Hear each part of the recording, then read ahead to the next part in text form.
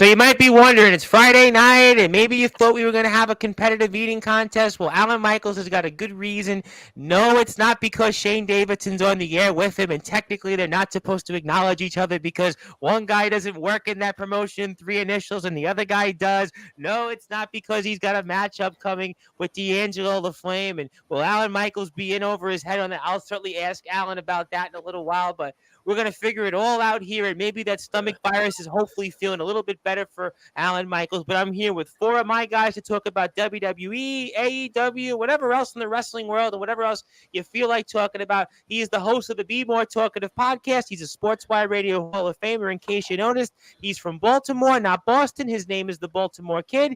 He is also a Sportswire Radio Hall of Famer. He is the host of the Hockey Fan Chat. He's our senior wrestling analyst. He was trained by some heart not named Bruce, but it actually is Bruce, and it's Mr. Randy Dillon, and a man that was in a company with 3 initials once upon a time. I don't know if I can say if he worked there, but I'll say it anyway.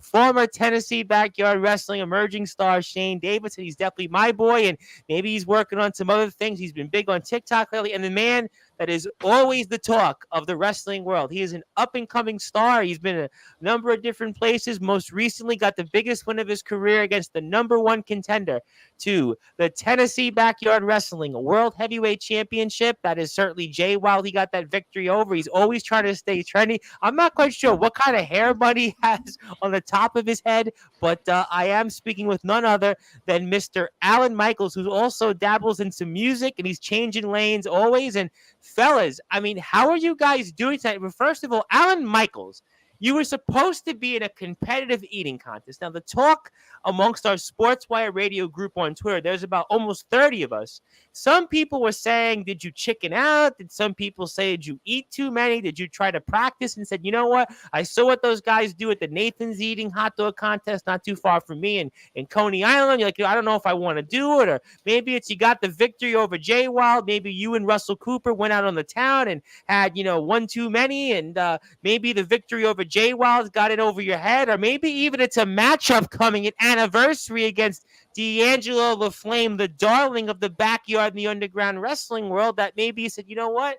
I don't know if I should be eating too much, but how are you, Alan, and how you feeling most importantly right now? I'm feeling a little bit better. Honestly, I this past weekend, this past Sunday, I went to Zaxby's. Okay, I never go to Zaxby's. I never go there, ever. But why would you go to Zaxby's on the eve of an eating contest? Because, listen, I saw something pop up, a notification on my phone from the app, because, yes, I have the app. I like to get the deals. I like to not spend a lot of money. What is that? So tell the audience, what is Zaxby's? Zaxby's is like Raising Cane's, but slightly worse than every single way. I just had Raising Cane's like 2 weeks ago. Okay, I know Raising Cane's. And Raising Cane's is slightly worse than Popeyes in every single way. And then I actually think Raising Cane's is better than Popeyes, though. Oh, it's horrible, horrendous. I will never spend my money there. $14 for the most mid order. Let's not go there, Tom. Let's talk about Zaxby's. Okay, I get Zaxby's. I got guys that were like, "What's going on?" I thought we were going to see you in an eating contest. Listen, a little notification popped up. Mr. Beast meal at Zaxby's. You know what? I'm a little whore for new things, Tom. I like new, exciting little things. Changing lanes always, huh? Always trying to stay trendy. I go there, I get the meal, absolutely crush it, Tom. I mean, every single thing gone. My stomach starts feeling weird. I'm like, all right, that's cool. Wake up the next morning. It's not great at all in the bathroom. Please don't give us the play-by-play, because I had Xavier Thorne here already 2 weeks ago. hey, that's all I'm going. That's all I'm going with. My stomach started cramping for 3 days continuously. And it was probably the worst pain I've been in a while regarding my stomach. And I've been taking it easy, been eating nothing but soup and ice cream sandwiches. Oh, wow. I guess then you felt more pain than when what Atomic Titan did to you last month on Rampage. So it was more pain. Oh, yeah, for sure. For sure. All right, well, we'll come back to you. Hope you're feeling better, and hopefully one day maybe you'll be in a competitive eating contest, and I'll talk to you about something else later. But fellas, how you doing tonight? Obviously, a lot going on in the wrestling world. We've got Double or Nothing. We've got, obviously, WWE's got a big show coming up. And I guess maybe we'll talk about SmackDown to maybe start. And obviously, Randy Orton gets a big victory, and we see Gunther in the crowd in Saudi Arabia. I'm going with you, Randy, first. And always good to be with you because Randy's almost like, well, how do we kind of parcel and go from here? I'm like, well, we're going to find out over the next few hours. But Randy, give me your impressions of how things ended on SmackDown and where we're going to go coming up here at 1 o'clock Eastern time at the next WWE Premium Live event. Randy, I think we lost you there, Randy Dillon. Let's see if we can unmute him. No, I guess Randy Dillon's frozen in time. Okay, well, Randy, we're going to certainly let you go. I guess maybe Randy was so mortified from Alan Michaels' eating story that maybe he was like, let me get off the air. Randy, good to see you. I thought maybe he was so mortified by Alan Michaels talking about the bathroom that maybe. Well, that was one reason why, but technically. I don't blame you on that, but I was wondering, what did you think about how SmackDown ended going into tomorrow? Certainly, we saw that face-off with Randy Orton and Gunther, but we did see what happened with the Bloodline. So give me your impressions on that. I'll get to some of the guys, and where do we go from here? Coming up on a huge wrestling weekend. We've got 2 big premium live events from 2 different companies. Oh, I think SmackDown ended up in a good way to set up the King of the Ring, especially with Randy Orton and Gunther. It's really leading up to seeing, are we going to see Cody Rhodes versus Randy Orton come SummerSlam? Because it was announced earlier today or yesterday that the winner of the King of the Ring will get a future championship match at SummerSlam. And Gunther versus Priest doesn't sell, but Cody versus Randy, there's a lot of history there between these two. We saw that today. We saw them we had that little moment of acknowledgement that you would think that maybe that would be the opening. No, exactly. So you have that. And then you also, Nia Jax looked like, I said it last week, she's a favorite to win the Queen of the Ring and look like she's going to win that unless Lyra Valkyria pulls up a huge upset. But I think Nia Jax is a safe bet. The one thing I was actually impressed with SmackDown was they're building up Piper Niven to give her a match coming up at Clash of the Castle where it's going to be in her hometown of Scotland, so I'm happy with that. But overall, I think SmackDown set up a big way, and I think the big thing with the Bloodline is there's more to tell because we saw Solo coming this weird type of gangster running the show, but he said, until Roman's gone, I'm in charge. And we saw that a little bit with Heyman and kind of how he's scared. Yeah, I was going to say exactly, and I thought, Piper, you made an excellent point, and because we're going to that, let me go to the Baltimore Kid while I figure out how Alan Michaels is still feeling. But Mr. Baltimore Kid, obviously, a lot to kind of unpack there about SmackDown. So give me your impressions on the main event. What did you think on some of that and where we're going to tomorrow? And I'll say hello to some people afterwards. So if you guys were, obviously, I don't want to insult the audience. I'm sure you guys were paying attention. Solo said something very interesting. And he said to Jimmy and Jay or whoever it was, I can't remember at the moment, but he said that losing has consequences being in the Bloodline. So I'm curious how this works out now, being that Tama lost his match to Randy Orton. Obviously losing is very big, a very big deal to the Bloodline. So I'm curious what that dynamic is going to be. Wonder if Tama gets any repercussions for that. I guess basically the answer was Roman's not around. So does he really get repercussions at the moment? I mean, that's true, but you got to think the one who was dealing out those repercussions, so to speak, was Solo. And if Solo's acting under the tribal chief's orders, who's to say that he doesn't get a call or something of that nature? Like I said, I'm just curious. Well, would that mean that there's other people in the family coming in? Is that what maybe you might be kind of going at? Because we know that there are some recent signees that from the family. You got to think like that family, that bloodline is wide and large. They've got people coming up all over the place. There's still Jacob Fatu. There's still Zilla. Who signed with WWE. That was kind of who I'm leading to. Right. There's still Jacob Fatu. There's still Zilla to be considered. I mean, it goes to see if Solo sticks with continuity. You know what I mean? Like if he's not a hypocrite, because like I said, he was the one who said that losing has consequences. So I'm curious if he disciplines his newest addition to the bloodline.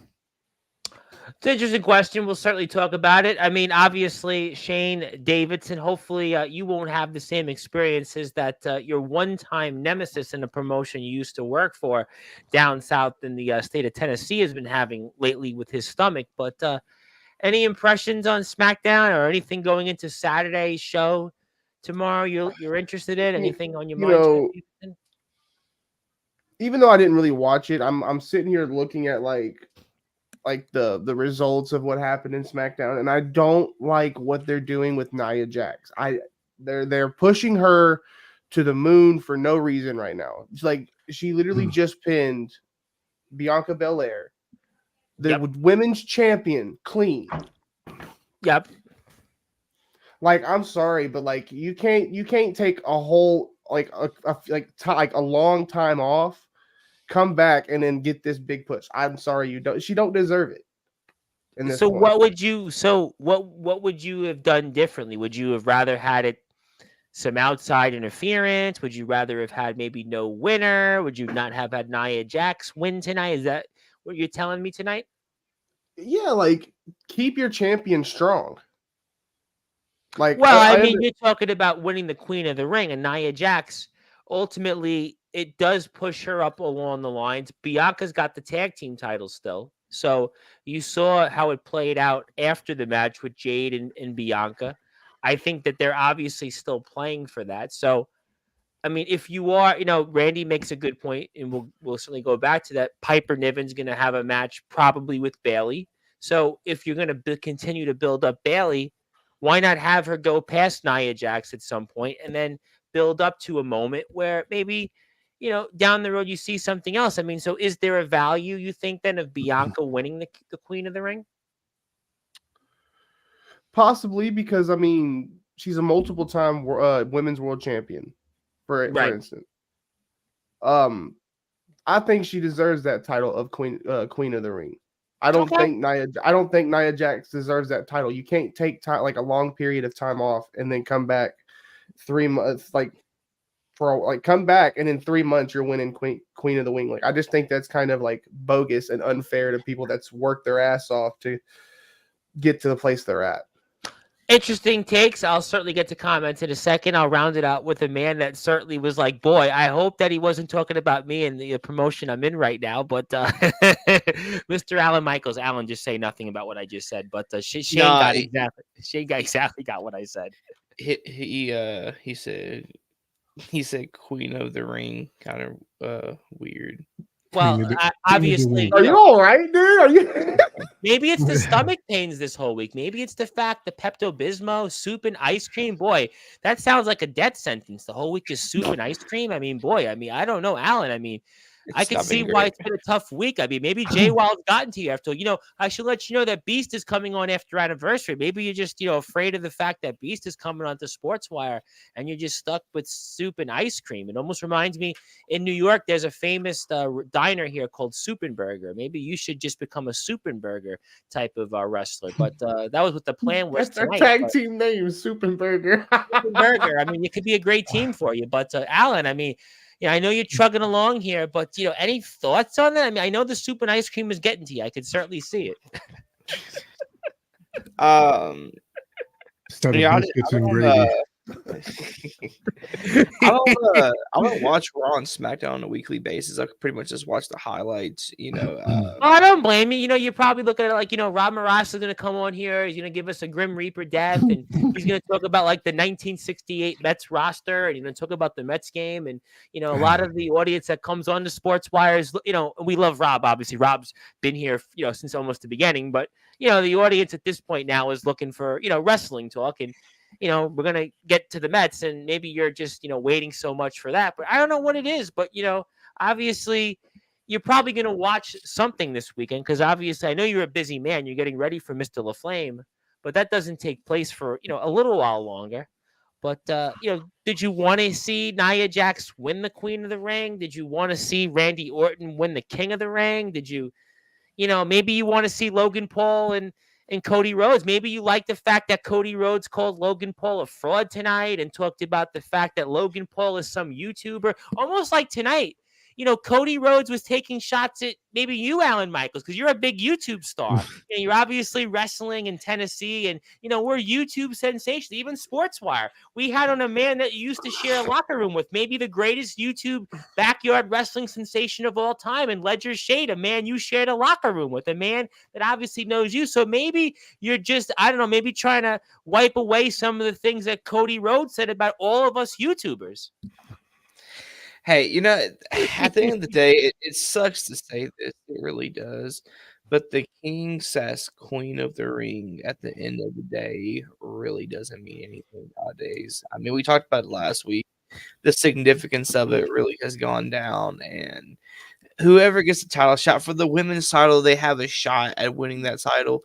But whoever wins the men's King of the Ring isn't going to go on to win the title. I mean, both champions are kind of red hot right now, and it's kind of like, who gets to take the loss to the champion next? And I don't think that there's more value in, let's say, Randy Orton wrestling Cody Rhodes because of the history. Yeah, because you want to save Gunther versus Priest. You don't want to have Gunther and Priest. You want to have Gunther and McIntyre. You want to have Gunther and whoever else. For global reasons, right? Yeah, for the reasons yeah. global. And you saw it tonight. I know you guys didn't watch, but I think 3 of us did out of the 5. And there was that moment of Cody and Randy. So that would kind of tell you Randy overcoming some of the obstacles tonight, and then winning tomorrow, let's say, or today in Saudi Arabia, depending on where you are at this point, and then him teasing that moment with Cody. And wouldn't that also be, for some of the guys here that are kind of following, even for the guys that aren't watching it, like yourself and Shane, wouldn't that also be a good way to solidify Cody as a champion, to have a major victory over a man that really basically was there at the very beginning? I mean, wouldn't Cody and Randy be a good way for Cody to be solidified as a champion? Yes and no. I think it's a big win for Cody in his career. I think it would further solidify him as a champion. But if it wasn't for the history they had, if someone were retained over Randy, it's like, yeah, it's a big win. But Randy at this point in his career, isn't at that. He's better than AJ Styles, who's now groveling for a match against either guy. I mean, AJ Styles, let's be honest, AJ Styles isn't really believable to win against Cody Rhodes, but Randy Orton is still Randy Orton. He's certainly, I think, above AJ Styles, unless somebody's going to tell me in the chat or maybe here on with us on the stream that I'm wrong. But Randy Orton is still above AJ Styles, so wouldn't that still be a big win? Yeah, this would be a big win for sure. But, I still think Cody doesn't have that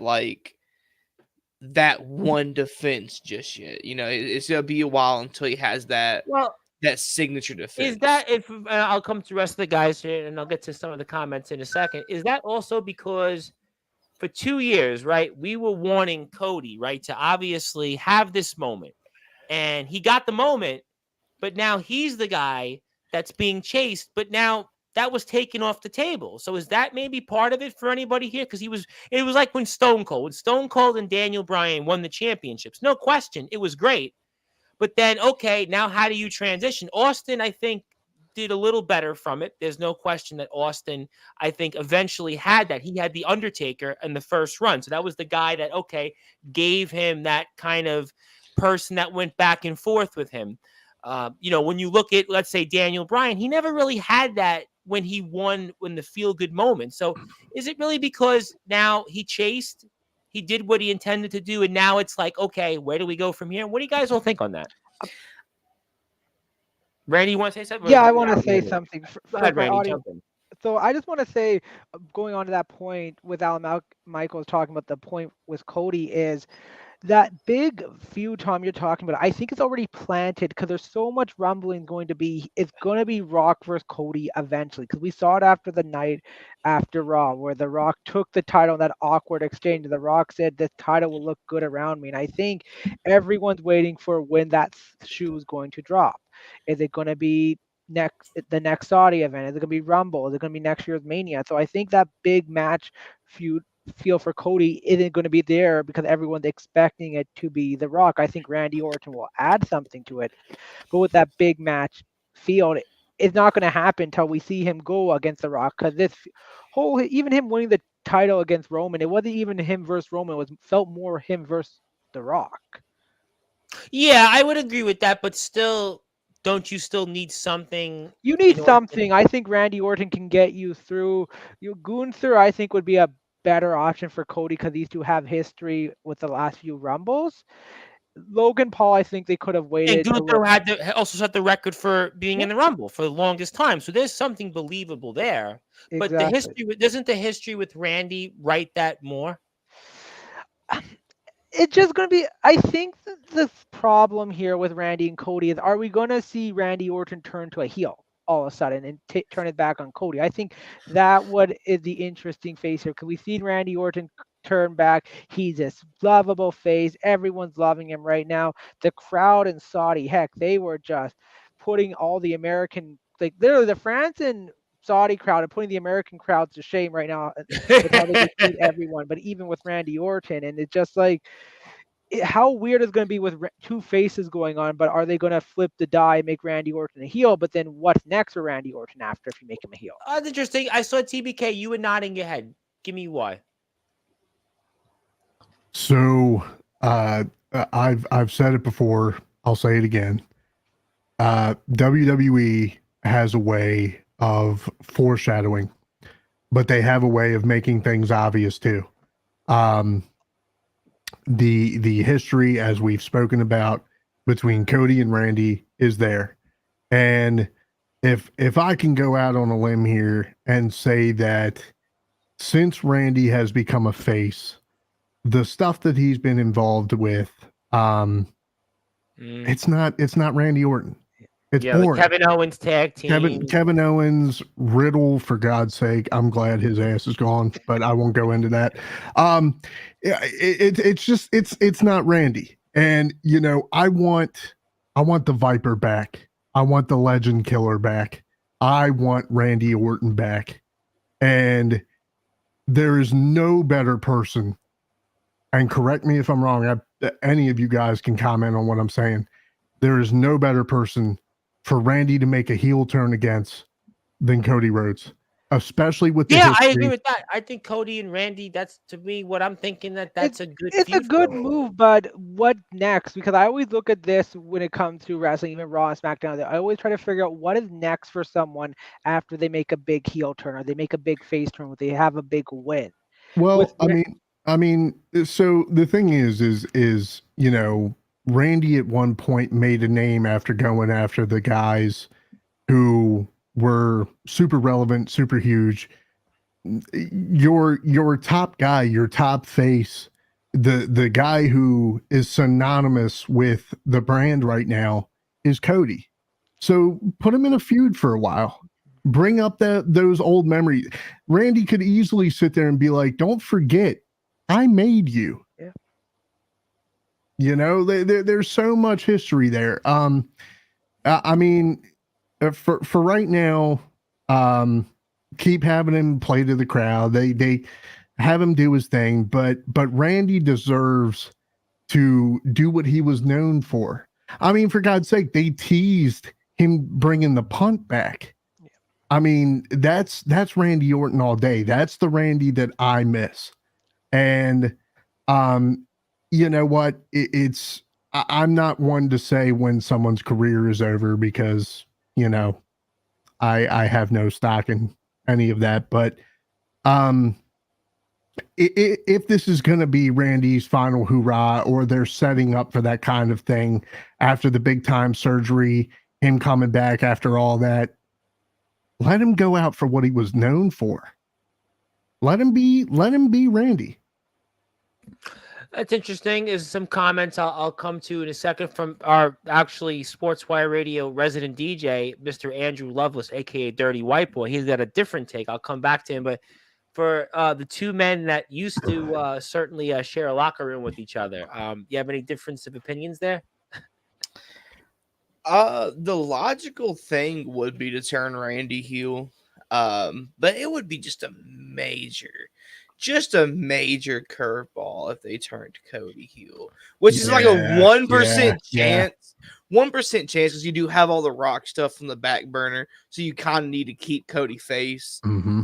But in the instance that the Rock stuff fell through and they turned Cody heel, and they kind of had this maybe Bullet Club-esque aura going on with them, because they keep mentioning the Bullet Club. They've mentioned it a couple times. Well, you have AJ, right? The history there, right? That's Bullet Club, right? The history with there. Then you have Finn in Judgment Day, and you have OC still under contract. And couldn't you say theoretically that, sure, Cody finished the story, but he was using everybody to get where he needed to be, but all along, I mean, think about it, right?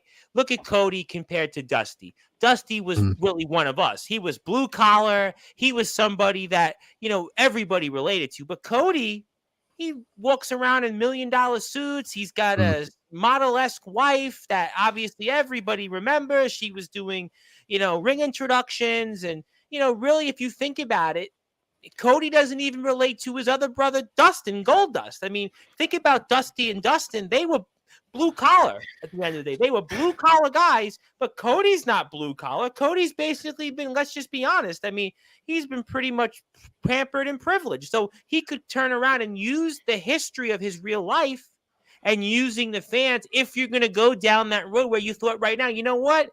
Maybe it's not going anywhere. If you were really, I don't know how far they go into this stuff. I always tell people all the time, we don't really know on Sportswire. I really do try to keep it that way. But I mean, maybe if you're going to go that angle, that would be interesting for sure. Alan Michaels, I just want to add, because I know with Cody, I think will make a heel turn because everything's set up. And that was one thing I think that failed in AEW that they never did. And there was back in the year 2020, 21, there were the rumors all over it saying he was going to turn heel, but they never pulled the plug. I think him turning heel in WWE is going to be probably one of the massivest things next when Roman turned heel. It's going to just be something that blows our minds. Cody's heel work is pristine, and ROH, his heel work was great, and especially with them bringing Brandy in. We saw Brandy at WrestleMania. Brandy works really well with Cody when he's a heel. We saw it in Impact, we saw it in ROH, and then we saw it in WWE before. Like when his first run, he was a heel, and he plays a really damn good heel, and he's gotten so much better. Naturally, like I said, right? Think about it, right? Dusty, and even if you want to go there, Dustin and Goldust, whatever he is, you want to remember him as. But compared to them, no, seriously, Cody compared to them, I mean, he is a natural heel. Dusty and Dustin were blue collar. There's no question that from where they had to get through the adversity that they dealt with, they were the common person. The fans identified with them. Cody's not one of us. If you're going to go down that road, Cody's not identifiable. I mean, let's be honest. Can I make a comparison real quick? And I'm curious. 1,000 comparisons. I always tell people all the time, say whatever you want. We're live. So I want to get you guys. I want to get you guys' opinion on this. I agree with you, Alan, 100%, dude. Cody's very much still got that in him, and I think it's just a matter of that switch being flipped.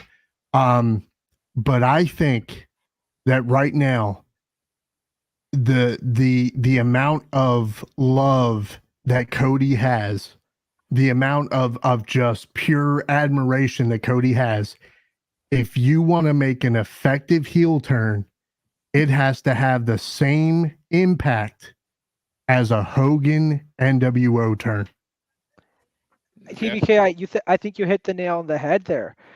Sorry, Tom, to interrupt, because I think go for it. No, go ahead. You look at some of the greatest heel turns, like Hulk Hogan's up there is one of the greatest. You look at maybe ever. I think, and you look at compare his, and you look at Stone Cold Steve Austin heel turn and how bad that was. Yeah, the Stone Cold turn with the McMahon Austin thing after WrestleMania. It was so bad, Yeah. and then the question was John Cena turning heel, and I think that was always the comparison: would it work or not? But right now, I think two things need to happen.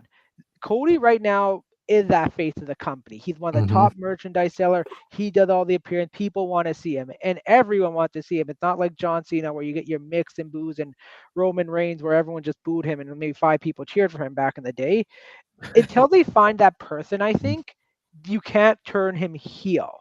But I think once they do, the heel turn is It may there. not be today, but at least it's an interesting conversation. There's a lot. Okay, I'll go to you, Shane, and I got a lot of comments. But go ahead, Shane. What do you want to say? Since we're talking about heel turns, we're not going to talk about Chad Gable's heel turn.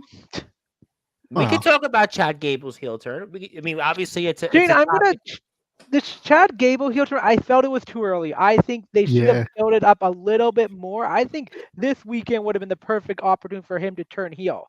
I felt they did it a little bit. You don't like how they did it though in Montreal and Sammy's home with the family there, the kids and the wife. I mean, that was something though. You didn't like it? So in my opinion on it, how they executed it was well, but like Randy said, the timing was off. Like that's all I really have to say. But I mean, overall, it's still good. It still can get him over. Like it's just like not as talked about as people should talk about it. Fair. All right. I mean, listen, you know what? It's good water cooler. So they always say water cooler. It's good for the water coolers. I'm just curious when Chad is finally going to drop, when they're finally going to pull the trigger on dropping Otis and Tozawa and all them. And I mean, bro, if they don't start capitalizing and really using the Creed brothers, they are very impressive. So that's they a are rumor. Super impressive. That's a rumor, TBK thing. The Creed brothers and Ivy Nile, they're gonna team up with Chad Gable, and you say it cool.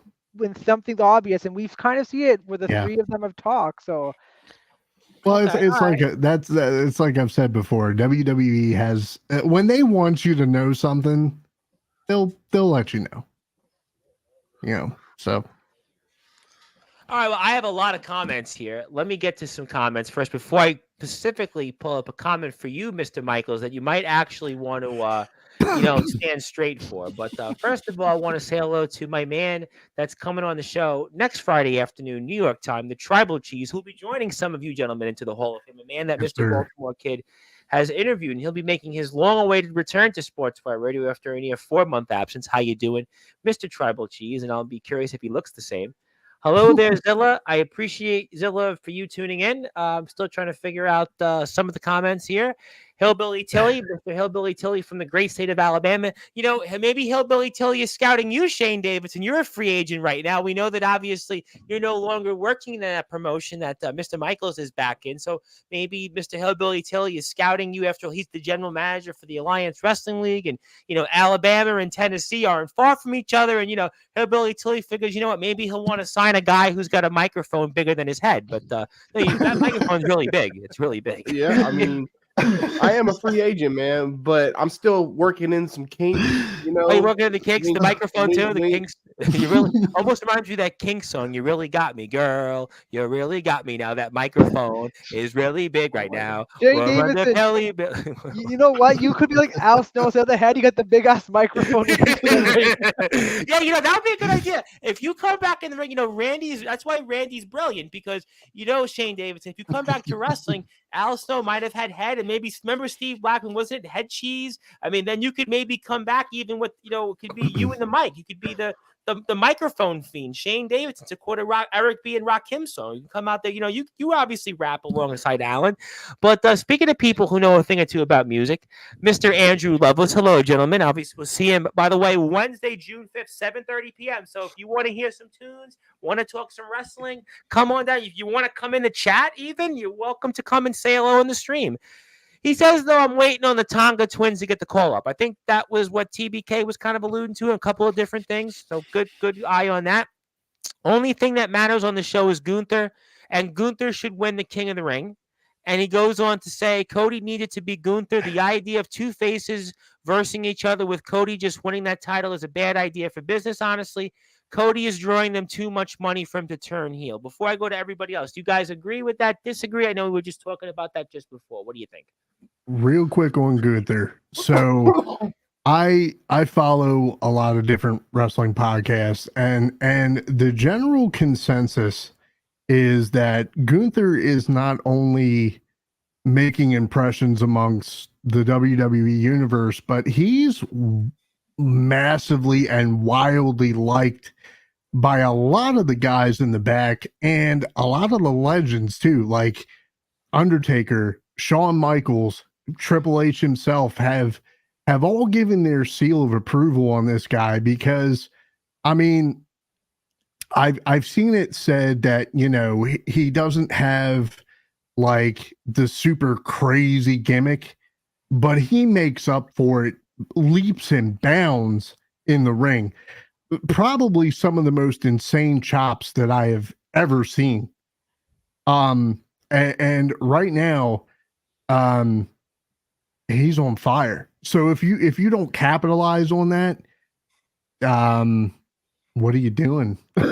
It's a good point. Now, listen, it's a good point. Jump in, Randy. Sorry, Tom. TBK, I agree. Gunther reminds me of this era's Bret Hart when Bret was a heel and he complained and like he wasn't like the gimmick. What you kind of knew what he was doing, but the gimmick wasn't really there. But he showed in the ring, and Gunther's like that, where he doesn't have a strong enough.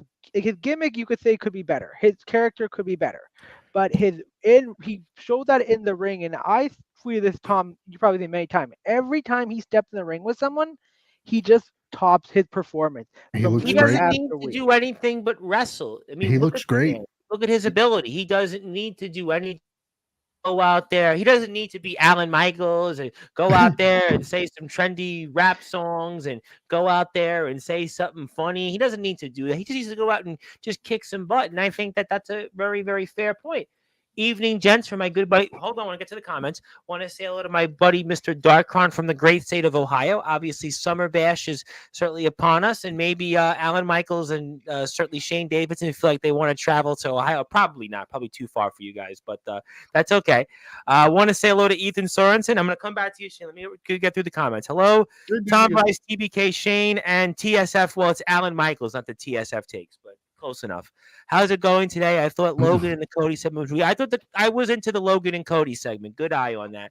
Want to say hello to Peter Richards, who was in the house on Saturday's show. A lot of people were actually with Ledger Shade, and everybody was excited about that. Cody beats Orton, makes his version of Legacy, and be the political type he'll be perfect. And one more thing, Peter posted something on Facebook about graduating high school. What was it, like 12 years ago or something like that? So congratulations. He was kind of down on it. I was like, congratulations. I think I was the only one on his Facebook post that said congratulations. And I hope it made him feel better because I think he was feeling old, but I was saying still congratulations because, you know, he did graduate high school. I mean, Xavier Thorne was in the bathroom the last time he was on here. So he must feel a little bit better now. But good to see you too. I try to make people laugh. There's a lot going on. I know people, everything is going on that, you know, it's tough sometimes, but I try to make people feel at least a little bit better about this because look at me, right? Another thing, Tom, the match between Randy Orton and Tama Tonga. Yes, we kind of touched upon that. And another thing, yes, my name is Tom. Thank you for letting me know. I thought the match between Randy Orton and Tama Tonga was real good. Yes, you told me that. I honestly thought that Solo was going to get involved in the match. Yes, I could see that too. And that's what obviously happened afterwards. LA Knight has the potential to be the face that can rival heel Cody. Yeah, I think a lot of people want to see more from LA Knight. I think that's obviously from a merchandise standpoint, you hit the nail on the head. Shane Davidson, before I get to somebody that's for Mr. Alan Michaels, what did you want to say? Shane Davidson. I wanted to chime in on this Gunther winning the King of the Ring. I feel, in my personal opinion, Jey Uso should win King of the Ring. For the simple fact, Gunther is world champion material.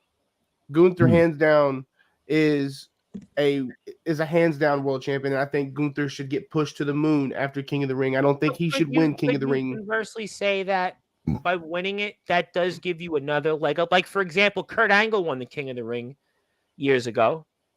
You know. I mean, yeah, but you also have to put it at a standpoint of like the bloodline story. Okay. You know, you had Roman Reigns claiming he was the tribal chief. Jey Uso winning, he can say he's legitimately Brock the Lesnar tribal was a King of the Ring winner, though, right? Wasn't Brock Lesnar? I mean, Brock Lesnar won the championship like 2 months history. I think you make a fair point, but in the history books, is Gunther more in line with a Kurt Angle and a Brock Lesnar? And if you were gonna go there, and obviously Randy Orton could win it, and we have that as well to talk about. I mean, it's a fair. I was actually gonna say, and it might be a little out of left field, but as a dream match kind of scenario, I think, well, you know what? Even if he would still be good to go, Kurt Angle versus Gunther would be insane. Oh yeah, that would be a great match. Unfortunately, I don't know if Kurt Angle. Yeah, what's got to be 55, 56 at this point?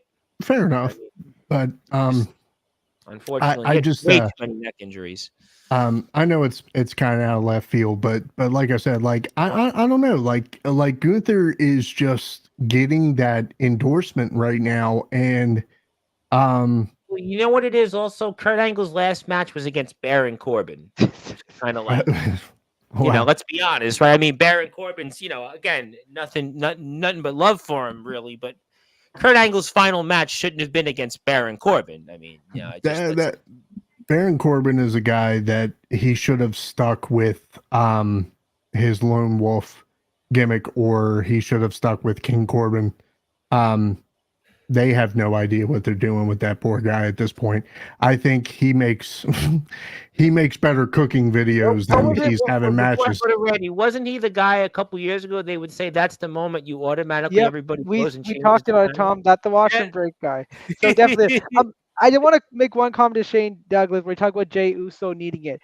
The thing with the King of the Ring, and you look at some of the superstars who were able to really capitalize on the King of the Ring, is where they kind of look past it and where they didn't really need a gimmick. Bret Hart is a perfect example. Bret Hart won it twice, technically. I didn't realize he actually won it twice. That were the Austin 316 rather than King Austin. You have a guy like Kurt Angle where he rather than Triple H won it. Triple H, yeah, but but Triple H, guys like Mabel, guys like Edge, guys like Sheamus, William Regal, or even Baron Corbin, where they add these king to their name and think they're the top. Booker. It just Booker T. Well, Booker T might be the only one that actually worked out for it, but everyone who took the King gimmick really just fell flat and they didn't know what to do. And I feel like for Jey Uso, he has the gimmick right now with the Yeet. Which is what Andrew Lovelace just said. He doesn't think that he's ready to win the King of the Ring or that moment yet. He still needs ring work. And he also said that he doesn't see Kurt Angle wrestling Gunther, unfortunately. But Andrew wants to say real quick that he's actually working. By the way, big shout out to Andrew because he's actually going to be on a show with Kurt Angle and Matt Riddle on there. So that's pretty cool. Well, I'll talk about that on June 5th. So I'm sure Andrew will have something to say. Maybe Andrew will put me in an ankle lock. If I say something stupid next Wednesday, he's going to be live on the show. He'll just put me in an ankle lock. Some people would probably want to see that. But go ahead, if you're wrestling Riddle, whip his ass. I can't stand that guy. Sorry. Go ahead, Randy. You want to finish, Randy? Before I get No. The last thing I was just going to say is for Jey Uso, because his Yeet main event thing's still working, why would you want to take that away and just add a King main event? It just kind of throws them off. So it's good. It's obviously good talk. It's good. Would you rather have King Yeet or King General? King General. Because I think Gunther's character, he could care less about winning the King of the Ring and think the prestige. It's more for him to bring. He said they want to bring that. The mat is sacred tradition, and this is just one step to that. Where I don't think him becoming a king and all that, it means nothing to him.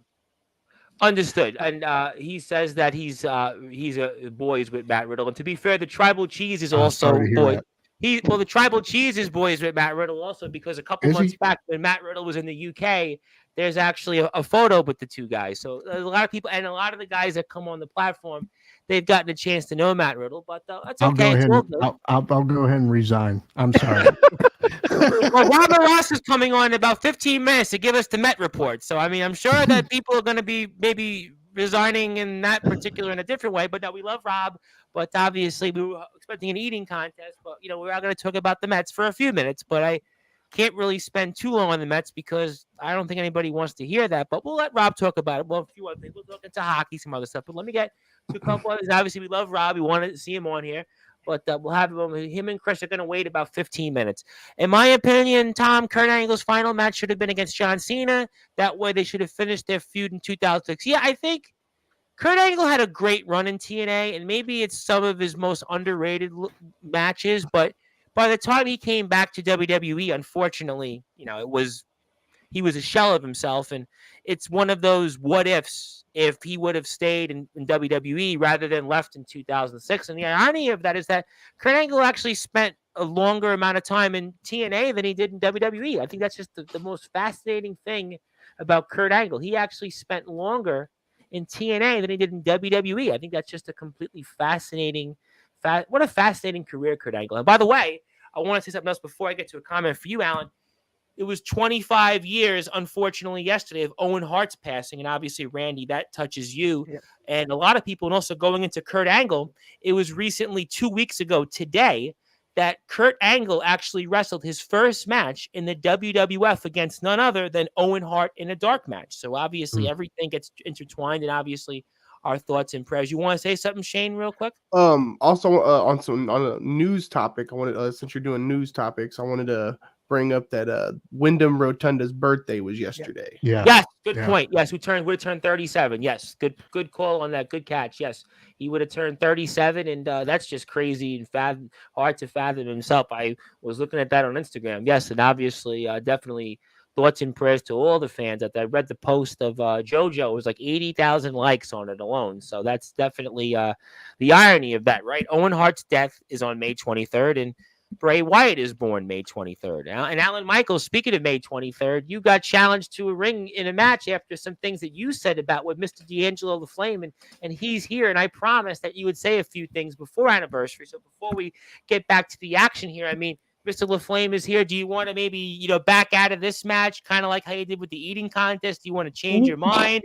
Maybe you want to, maybe you want to resign from TBW. You've had enough from after what you did to Jay Wild. Atomic Titan's been telling me, boy, what happened with Alan Michaels? Alan Michaels, he's stepping up to the big leagues against D'Angelo LaFlame. D'Angelo LaFlame, they're talking about him with Jack Delta, and they're talking about him with all the big stars. And Alan Michaels, has a stomach virus, and he's obviously trying to change lanes again. So do you want to back out from this match at anniversary, or do you have something else you want to say to D'Angelo Flynn? Your best friend, obviously a friend.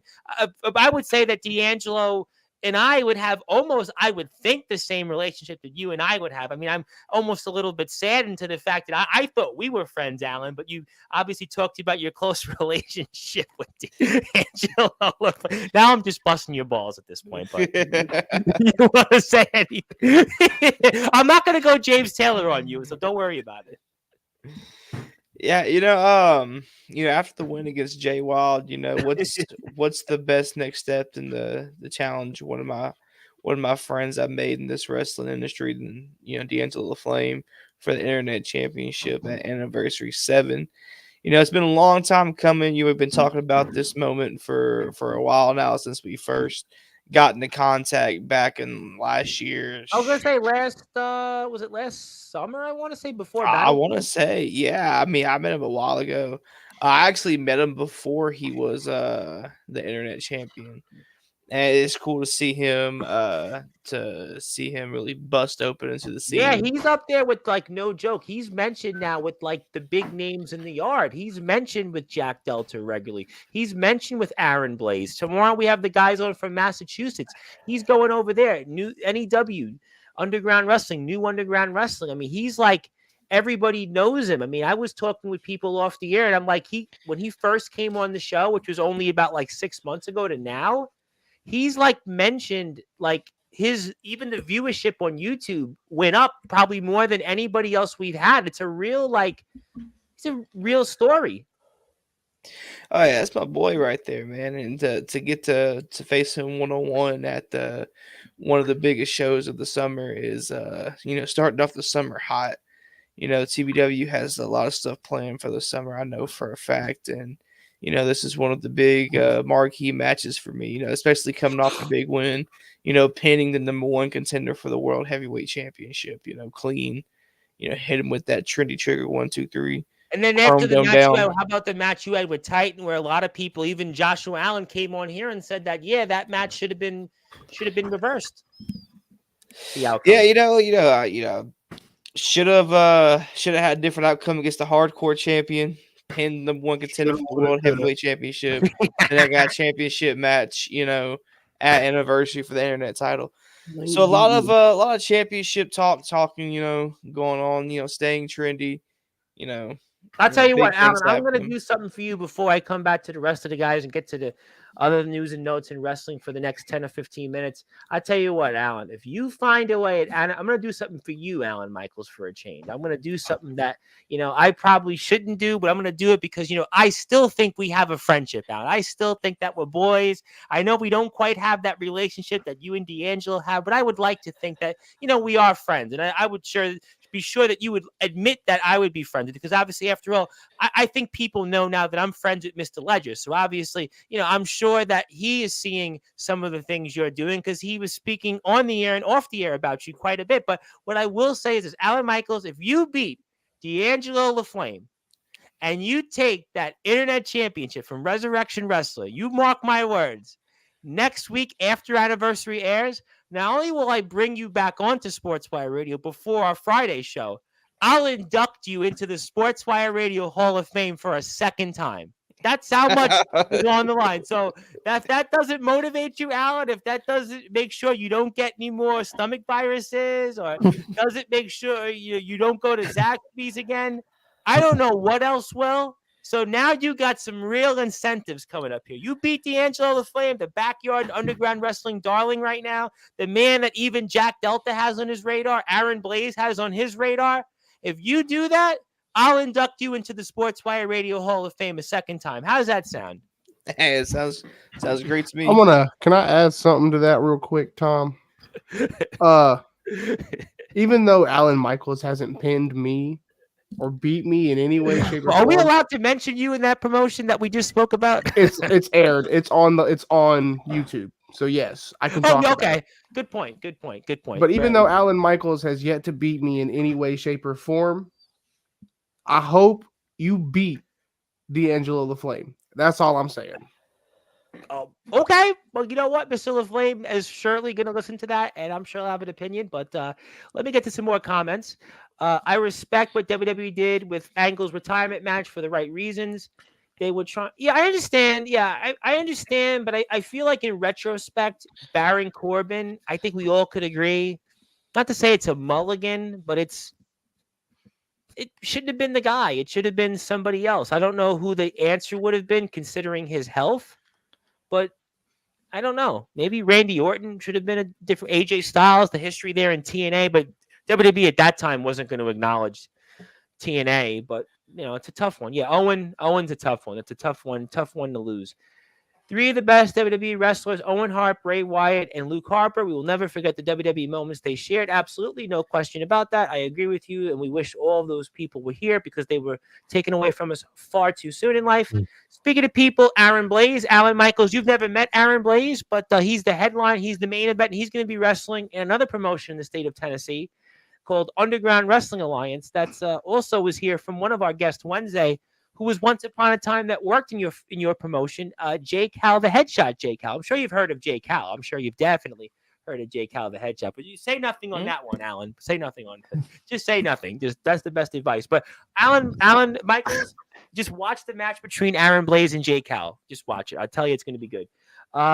D'Angelo's blown away by what I said and what you said, and he'll see you next weekend. Okay, so we'll see about some of that. But obviously, what are some other things you guys are looking forward to at King and Queen of the Ring? And then I want to spend a couple of minutes on Double or Nothing.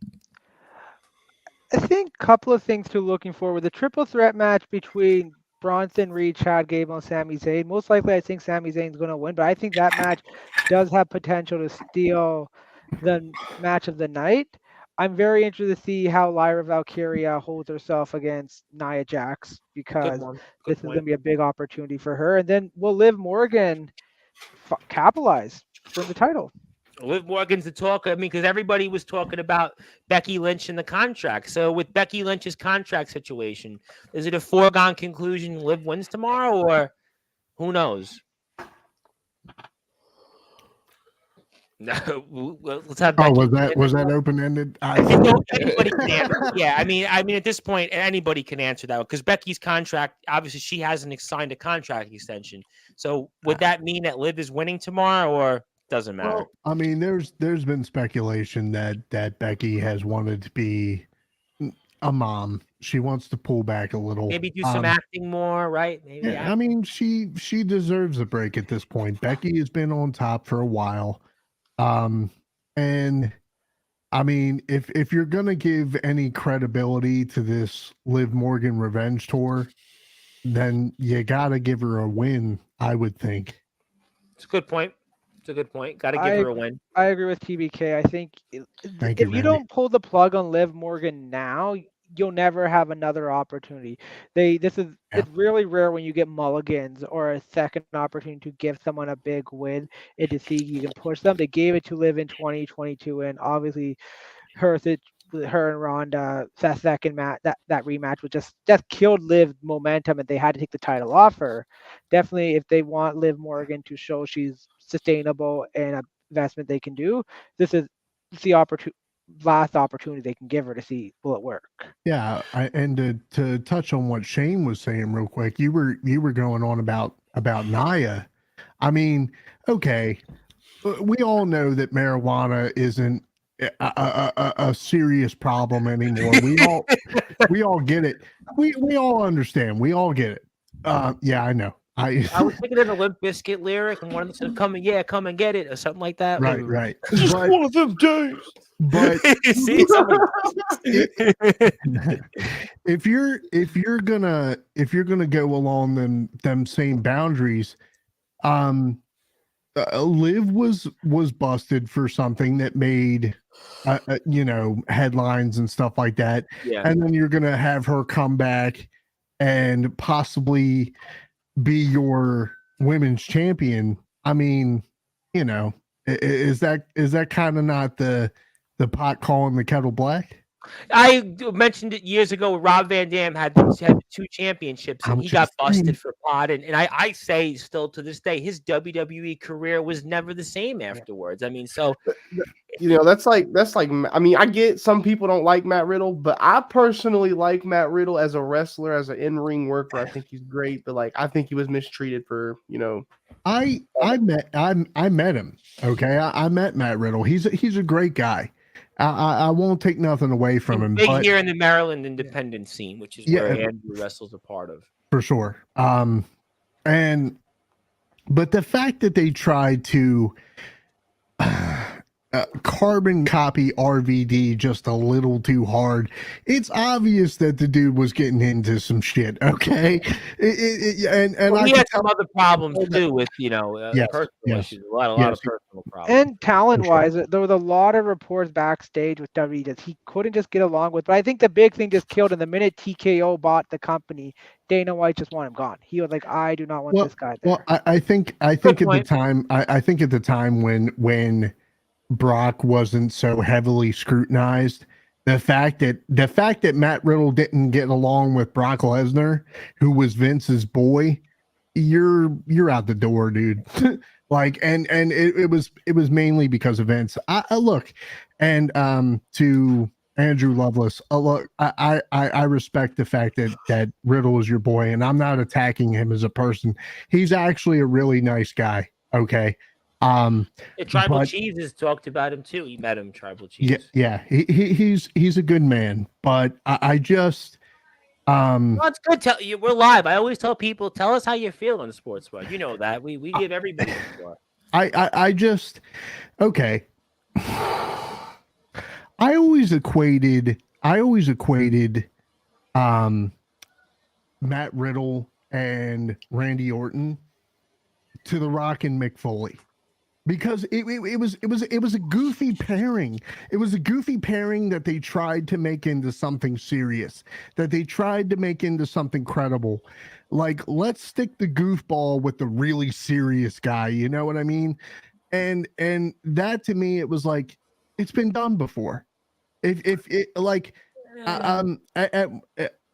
got to remember that Matt Riddle at one point was he was a fighter. He was this. He was. Yeah, that's the better point. That he was a guy that had a real fighting background. A real fighting background, exactly. Like there was so many other ways without having to really harp on the fact that he was a stoner. Like, come on, dude. Like you could have.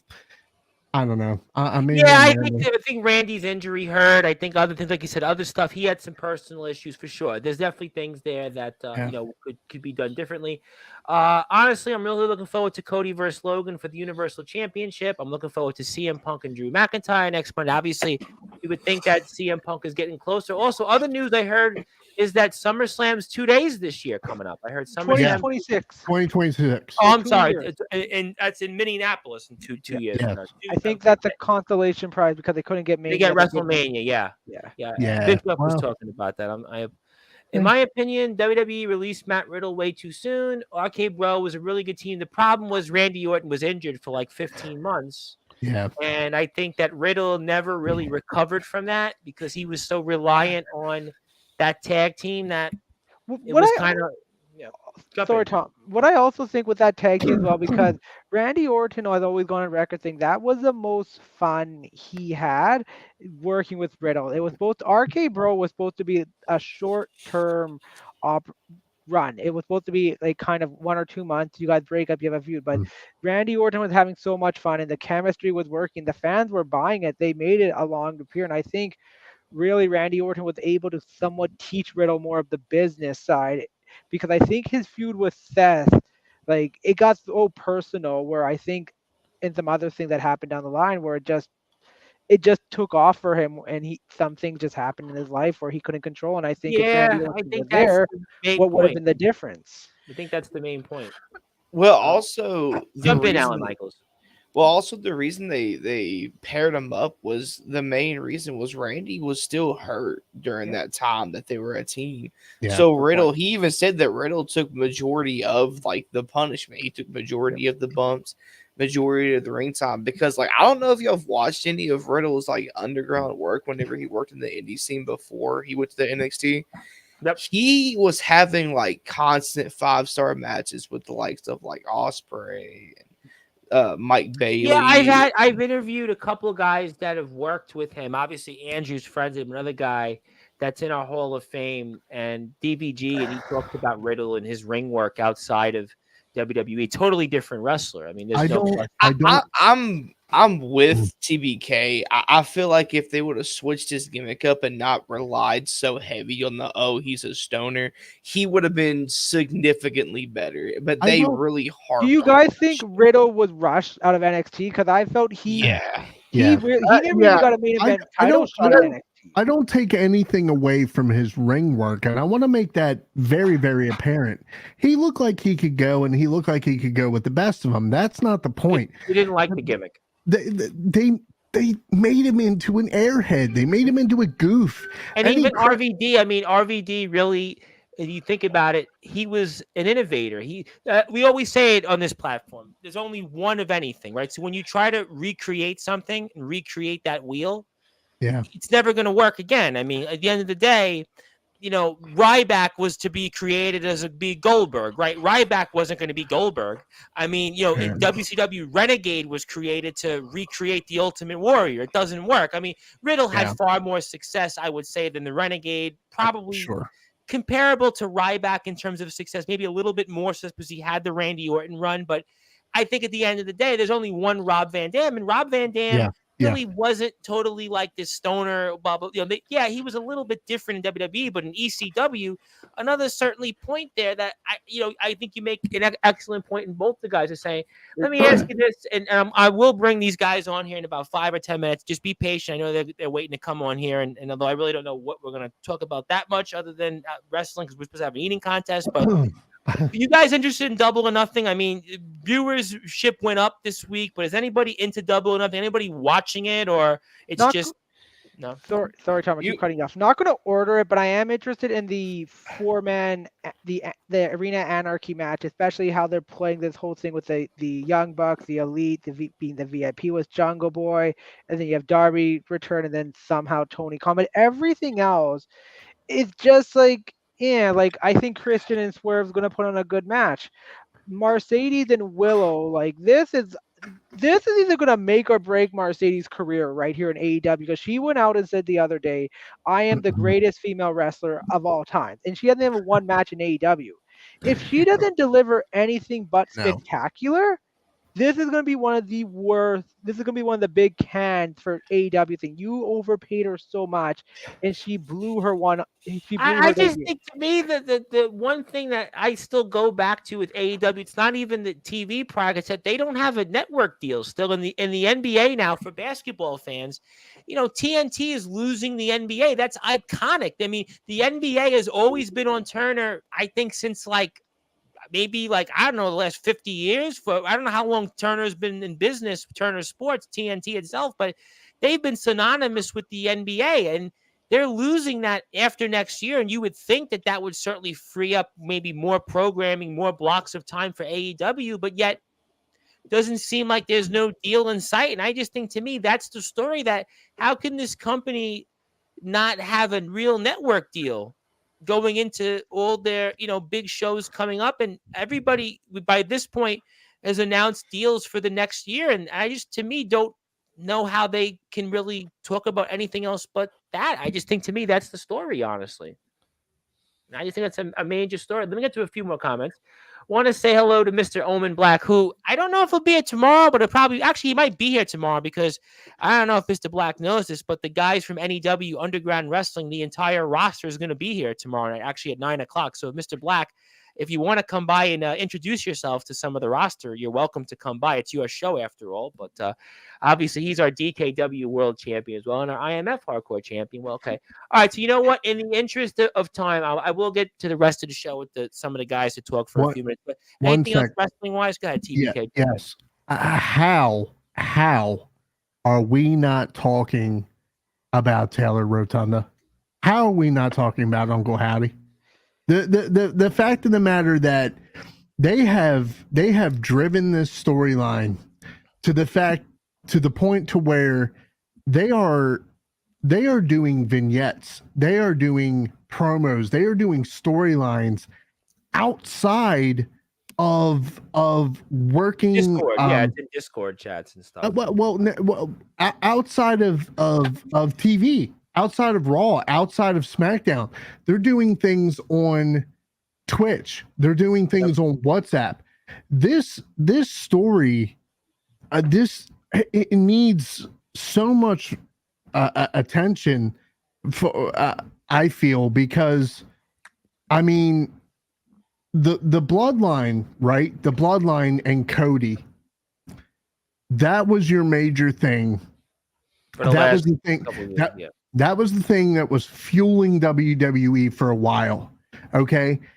I've seen it said, and don't crucify me here, but I've seen it said that Cody's run has been a little boring. Now, it's been a topic on X. If you're on X now, it has been a topic. But I mean, the thing is that Cody's run is barely gotten started. So everybody just needs I think it's because, again, he was the chaser, and now he's making that transition.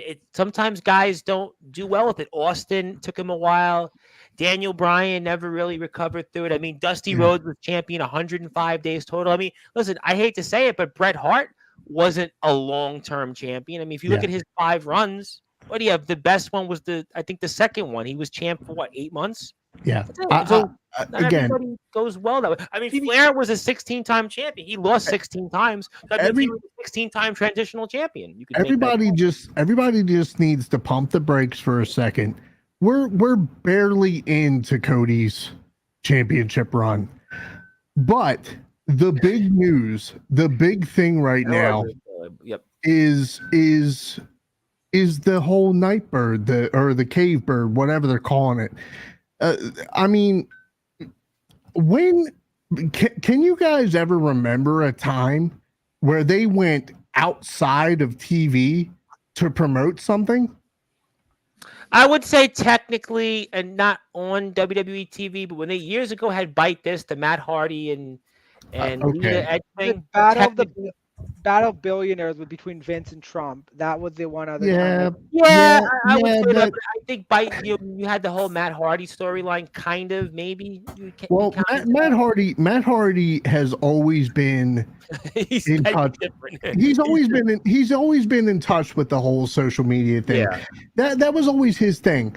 But again, like they have gone to such great lengths, and I think that goes to show the impact that Bray really had, because I've heard it said in an interview that they've pretty much given Taylor free reign of this continuation of Bray's story. And again, when have you seen something like that goes beyond, like they're doing it on days that aren't nationally televised? Like they But are. but to be the fair, story. and we say hello to the resident rock star Sean Jovi, my shirt. Yes, I'm on Twitch, and hello to the nemesis James Taylor, who's always on Sportswire, and we always love having him on. But I just would say real quick on that.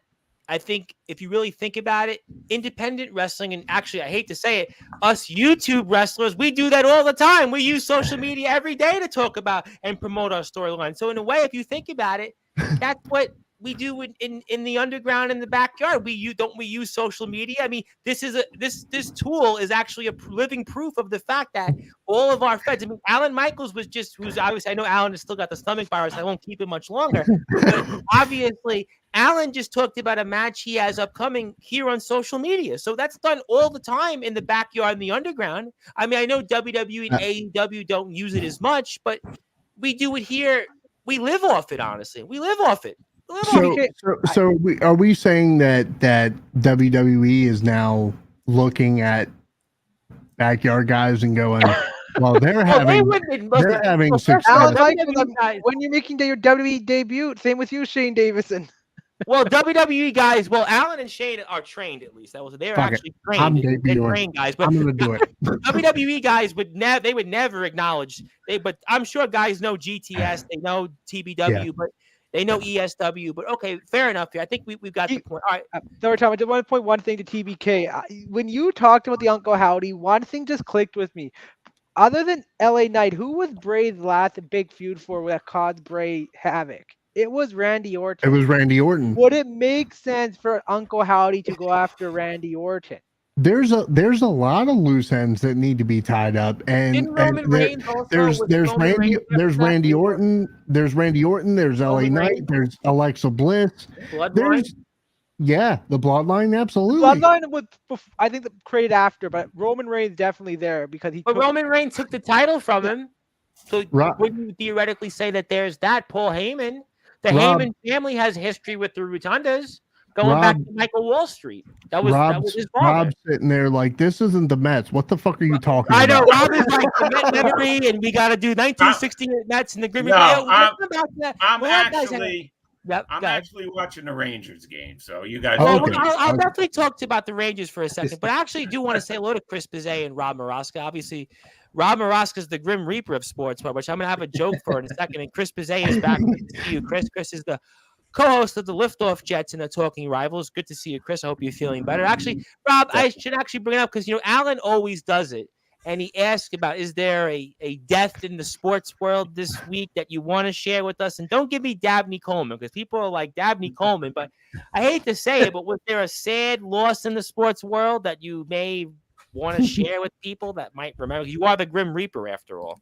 It's a holiday weekend, so I wanted to stay. Well, that's so nice of you. You know what? Because I didn't know death takes off during holidays. I didn't know that. It's good to know that death. Sportswire Radio. Rob, it's good to know because there's a few promoters, wrestlers out there that would probably love to see the death of this platform, the death of me. So maybe they're going to take the next couple of days off here. Maybe they're going to take the next couple of days off on Sportswire after watching me drop a few Hiroshimas. But that's so kind of you, Rob, that obviously that there's no debts to talk about. We're taking the weekend off of debts. I'll certainly hope that there'll be no debts this weekend to talk about here in next week's show. But there is actually one debt. I mean, the New York Mets season is dead. So, I mean, certainly, you could certainly give them an obituary because they're not going anywhere this season. So you might want to just focus on the New York Rangers. They're not Mets going are anywhere. bad. The Mets can't score runs. The Mets leave runners in scoring position. The Mets are a disaster. The Mets are boring. The Mets just suck. And that's the Mets. Honestly, I mean, the Mets are like.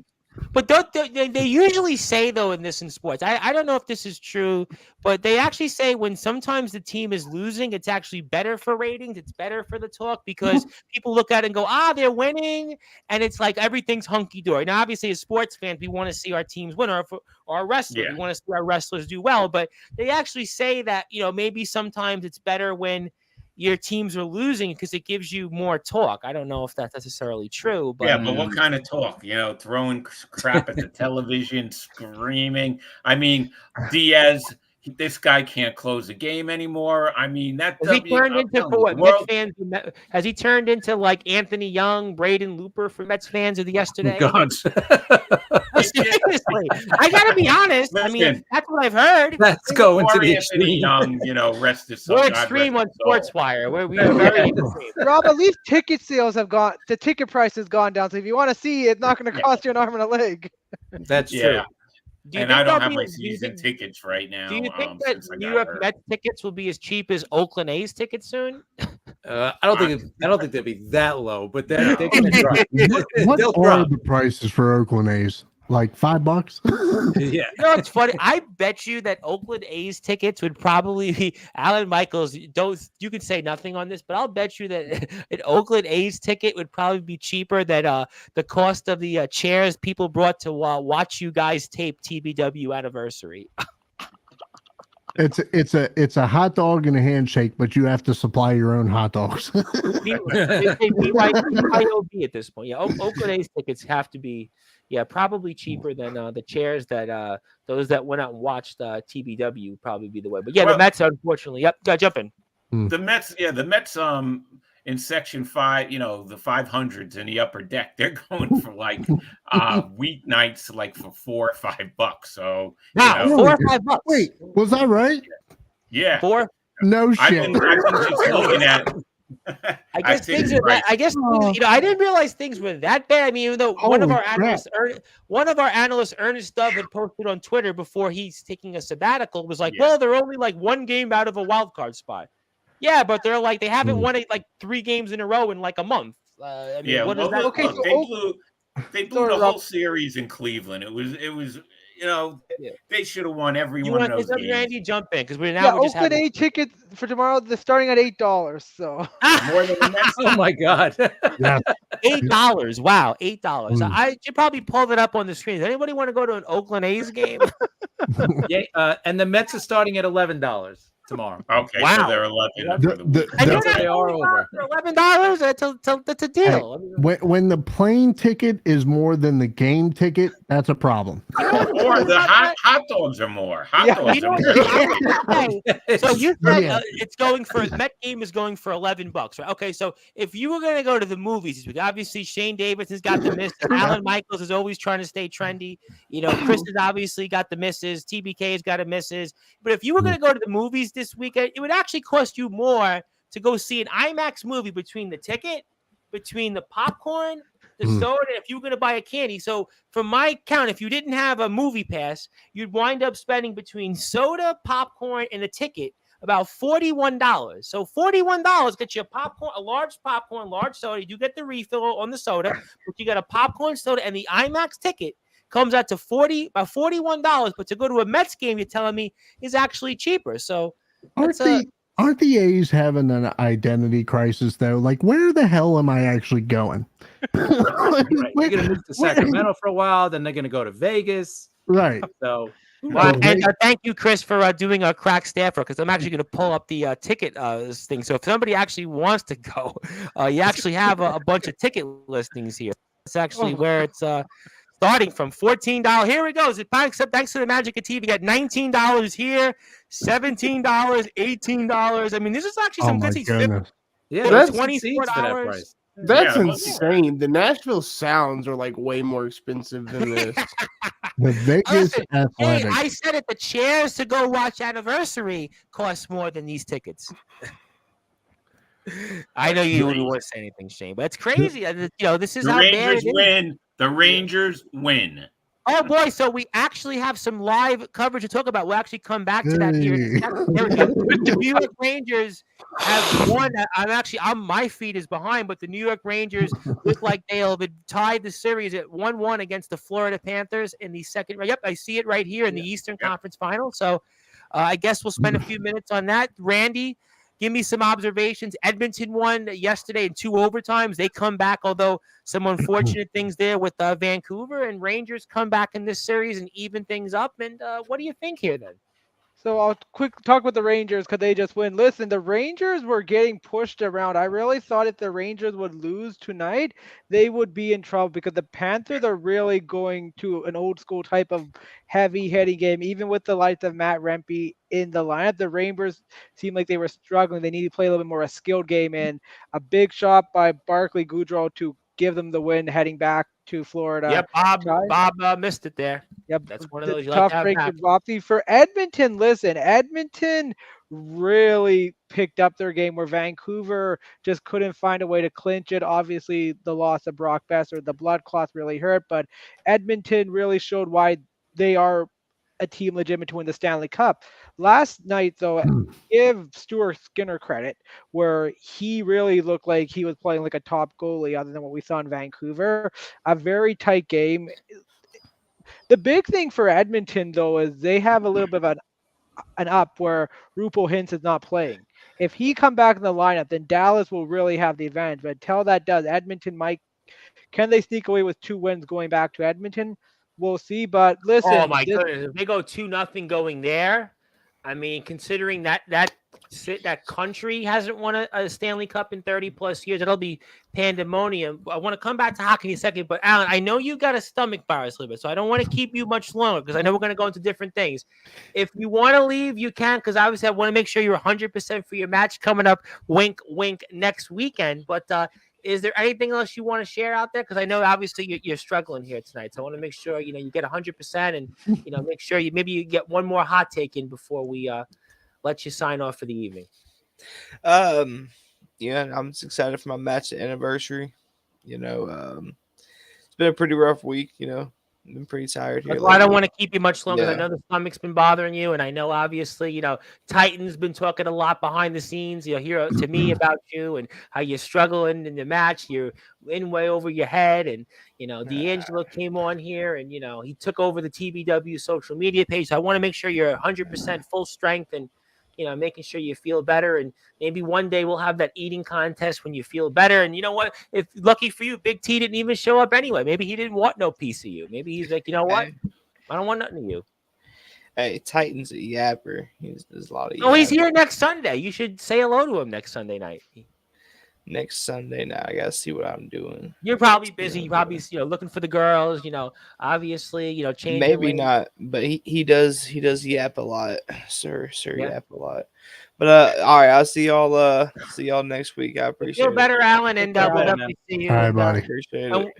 And Shane Davidson said sayonara. Oh, Randy. Let me add Randy. Oh, Randy, is Randy here still? There's Randy. Randy, sorry about that. I lost you there. Yeah, I was like, I pressed the wrong button. But, obviously, okay. We'll certainly come back to hockey for a few. Maybe we'll spend a few minutes on baseball as well. But obviously, we hope that Alan feels better. We thank him for hanging out with us. And Shane Davidson, well, he was going to just be bored for the rest of the conversation. He basically, I mean, honest. I mean, listen, somebody does things for different shows. But so you think that if Edmonton wins another game, they're playing with total house money going into Edmonton?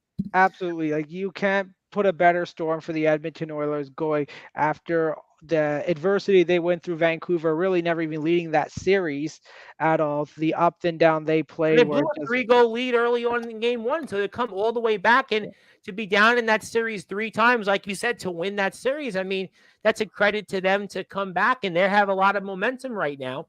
And the Rangers in Florida, though, 1-1. What do you make of that? It's gonna get nastier. That's all I'm gonna say. Like, Rob can probably attest to that, how nasty it got even after that first Ranger goal, the brawl. Like, both these teams are big hitters.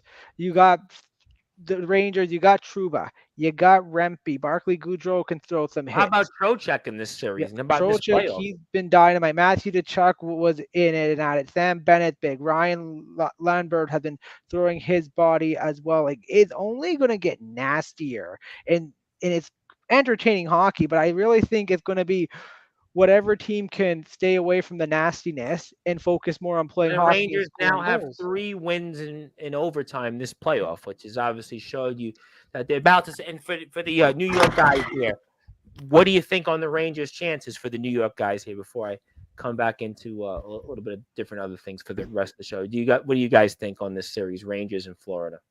Well, I agree with what Randy said. Really, it looked like, in game 1, the Rangers were getting pushed all over the ice. I mean, and I think Randy said it correctly. They have to stay away from some of that. The Rangers just have to play fundamental hockey, okay? And then they'll be all right. If they lost tonight, I think that would have been devastating. And I still feel whoever wins this series probably wins the Stanley Cup. Well, for you, Chris, what do you think? Yeah. I mean, obviously we're Islander fans. I don't know if I'm necessarily rooting for the Rangers here or not. I don't know if I'm doing that, but I'm just watching. I'm not people have asked me about that. They're like, "Are you rooting for them?" I'm like, exactly. I don't know. But I think you both said it right. I think if they lost this game, I think the series would have been over. But I think tonight showed what the Rangers are made of, and this kind of shows you what. And I thought they were going to ride the momentum they had from the Carolina series at the end, coming back in that game 6. I was shocked that they lost game 1. But this, you think it's the layoff, maybe? You think it was the layoff? Rangers had, I think, what was it? Was it 1, 2, 3, 4? I think 6 days, right? Was it 6 days? Yeah, that they had a layoff. That could be a problem. Yeah, that could have been it. They kind of lost their momentum, but I think they got it back. So now it's to me, it's a series now, right? Yes. Now it turns into a best of 5, and you know what? The Rangers got still got 3 games at home, so I think they're still in the driver's seat at this point. Now they got the momentum going. I think it's interesting because Boston in the last series beats Florida in game 1, but Florida comes back, wins the next 3. Boston comes back. Florida does win the series. We see the Rangers series. Rangers win the first 3 games. Carolina comes back, wins the next 2. And Carolina could have arguably won the 6th game, and maybe we're talking about a different outcome, but that's obviously not the case. Any one of the first 3 games, they could have won 2. Right? Yeah, I mean, Brind'Amour talked about it in his exit, basically, that, look, that series, if you think about it, they were all close games. It was like nobody was blown out, and it's one bounce here. And then the other news with Brind'Amour gets a contract extension, so that's taken off the table. Sheldon Keefe is the new New Jersey Devils head coach. That's obviously something else maybe to come back to, and we'll certainly see on that. But obviously, look, Mets story, Rob, is that they're going nowhere. But the Yankees and Orioles, these 2 guys are obviously in a playoff race and for a division. And what do you guys give me the Orioles and the Yankees take before I come back to hockey and get to a few other things? Because tonight was supposed to be an eating contest, but to recap one more time out there, Alan Michaels basically has had a stomach virus the whole week. Big T didn't even show up. So, I mean, obviously that tells you maybe he didn't think much of the eating contest, but he didn't show up. And Alan Michaels was here. And as you can see, he was struggling the whole time to be here. So, but Orioles and Yankees, obviously, Orioles have, I think, a bunch of games in hand, though, over the Yankees. So that might hopefully make it. I think 3 they have in hand. But to me, it's going to come down to the Yankees and the Orioles, obviously for their division.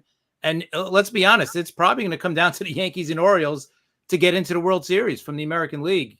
I really don't see. I think the Astros are going to bounce back. They'll be fine. Well, they've come back. They've certainly come back in the pack. And listen, and the Yankees still got to get past them. And the Mets got swept by the Guardians. The Guardians and Royals have been playing really good ball this year. So you guys don't buy them at all still? The Guardians and the Royals? No? In the playoffs, nah. The Royals, nah. Listen, it's a great story, and I hope they both make the playoffs.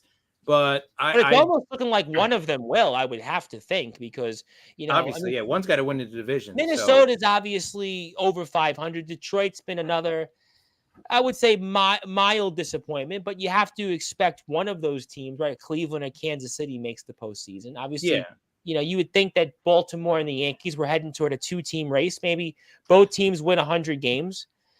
Patrick Trotty's Boston Red Sox are kind of where they are. Tampa's down, and then it comes to the West. One team is going to make the playoffs out of the West. And, it's going to be maybe two. I still think 2 teams are going to make it out of the West because the Astros are going to bounce back. The Rangers are getting healthy. Still got a lot of work to do, though. Yeah. Oh, absolutely. And the Mariners, the Mariners got the pitching. They're set with the pitching. It's a matter of getting a couple of bats because their lineup is just not good. I mean, the Mariners obviously have an issue with the TV deal. Do they have the money to go out and, make a move? I'm not sure. I know they did earlier, but it might have got resolved. Are the Philadelphia Phillies the best team in baseball this year? Rob Marasso is going to have a heart attack if I just said that because he's the Grim Reaper. He might figuratively. I mean, they're playing like the best, but I mean, you still got to give it to the Dodgers, right? I mean, the Dodgers are still the Dodgers. I mean, but the Philadelphia Phillies have just been on this run. The Braves are just almost way behind them right now. I know that again, there's games in hand. Phillies I think this is their best 50 game stretch ever in their history. I got to be honest. I couldn't even recall a time the Phillies in 50. I mean, Rob Maraska's been around since the Whiz Kids, right? Listen. Good thing someone isn't on the show right now with the Phillies winning like this. Well, that guy he left the show. He's Rob saw Babe Ruth call his shot. Oh boy. I had a drink with him at a bar in Garfield, New Jersey. Yeah, maybe you did. I mean, I'm did sure you really? That is cool. It wouldn't surprise me. There was a bar that just shut down here on Staten Island that's been around since I think Prohibition. Leedy's, who actually Lee's as far as the Orioles are concerned, right? Around for the last 20 minutes. Yep. It's almost like they have Ravens syndrome. We are struggling against teams that we should absolutely be dominating. If you look at the last couple games that we've had against the White Sox, we've come yay close to just letting them come back and letting them take the game. Today, same thing. Yep. The real concern is John Means. When he's on, he's on. He's a phenomenal guy, but he is so injury prone. And if you're trying to make any kind of meaningful or deep run, you can't have a guy like that. And with us still having Bautista out as a closer, with us keeping Kimbrel around, I think we talked on last. That's going to be your biggest problem. I think the bullpen is going to be the biggest problem for the Orioles. Absolutely, they got to make a move or two to solidify the bullpen. 100%. And if you look at the last 2 games, this game. Take Edwin Diaz? I knew you were going to say that. Hey, I'd rather take Trevor Bauer. But anyway, big oof. Yeah, that's one of those. But if you look at the past 2 games, right? I mean, it's to a point to where you have to clean this up if you're going to make any kind of deep, impactful run. As I said last week, Jorge Mateo, he's becoming a very clutch player. I'm kind of struggling a bit with Cedric Mullins. He's, again, absolutely a glove that you want in center field, but he's been struggling at the plate. There are things that we need to clean up if we are going to be the Orioles of last year. And to have any kind of deep, impactful run is important for this team. This team is, if you want to talk about a team that's due, come on, man. It's got to be the Orioles. This team, these guys have had World Series caliber teams for the past couple years and have not been able to pull the trigger. And it's ridiculous. Well, we're gonna certainly find out, and I'm gonna certainly, I'm sure, gonna give a April Fool's Day is in 2025 because somebody wanted to say that Tony Khan has died from a heart attack at the age of 42. He's 39 actually. So that's why I was gonna say April Fool's is actually I'll be right back. April 1st. Yeah, it's actually that's great 30. That we have Eric Bischoff actually watching the show. Yeah, it was funny because it's obviously somebody that just is having a nice time, and I wanted to say that Tony Khan is actually 39. So, if you were gonna at least, when you do the April Fools or at least the burner account with the obviously, fun. I love fun. I love when people, have a good time, at my expense. At least get the guy's age right. That's all. I hope that when you do the next one, the next post of this, that you make sure you get the age right. And, obviously, I do want to say that we certainly give our condolences to the person behind this account for, sharing this comment. And we hope that they continue to tune in, and hopefully that the air in Montana is hopefully a lot more cleaner than the air in New York. But obviously, that's a different conversation for a different time. I'll come back to baseball in a few minutes, but for the remaining thoughts, I want to ask you, Randy, locally, two things. Want to get your thoughts on Sheldon Keefe as the new head coach of the New Jersey Devils. I was actually on Neil Villapiano's podcast where he finally decided to release it. I was wondering, what did I say on that show that got the show canceled or deleted? But he's finally released it.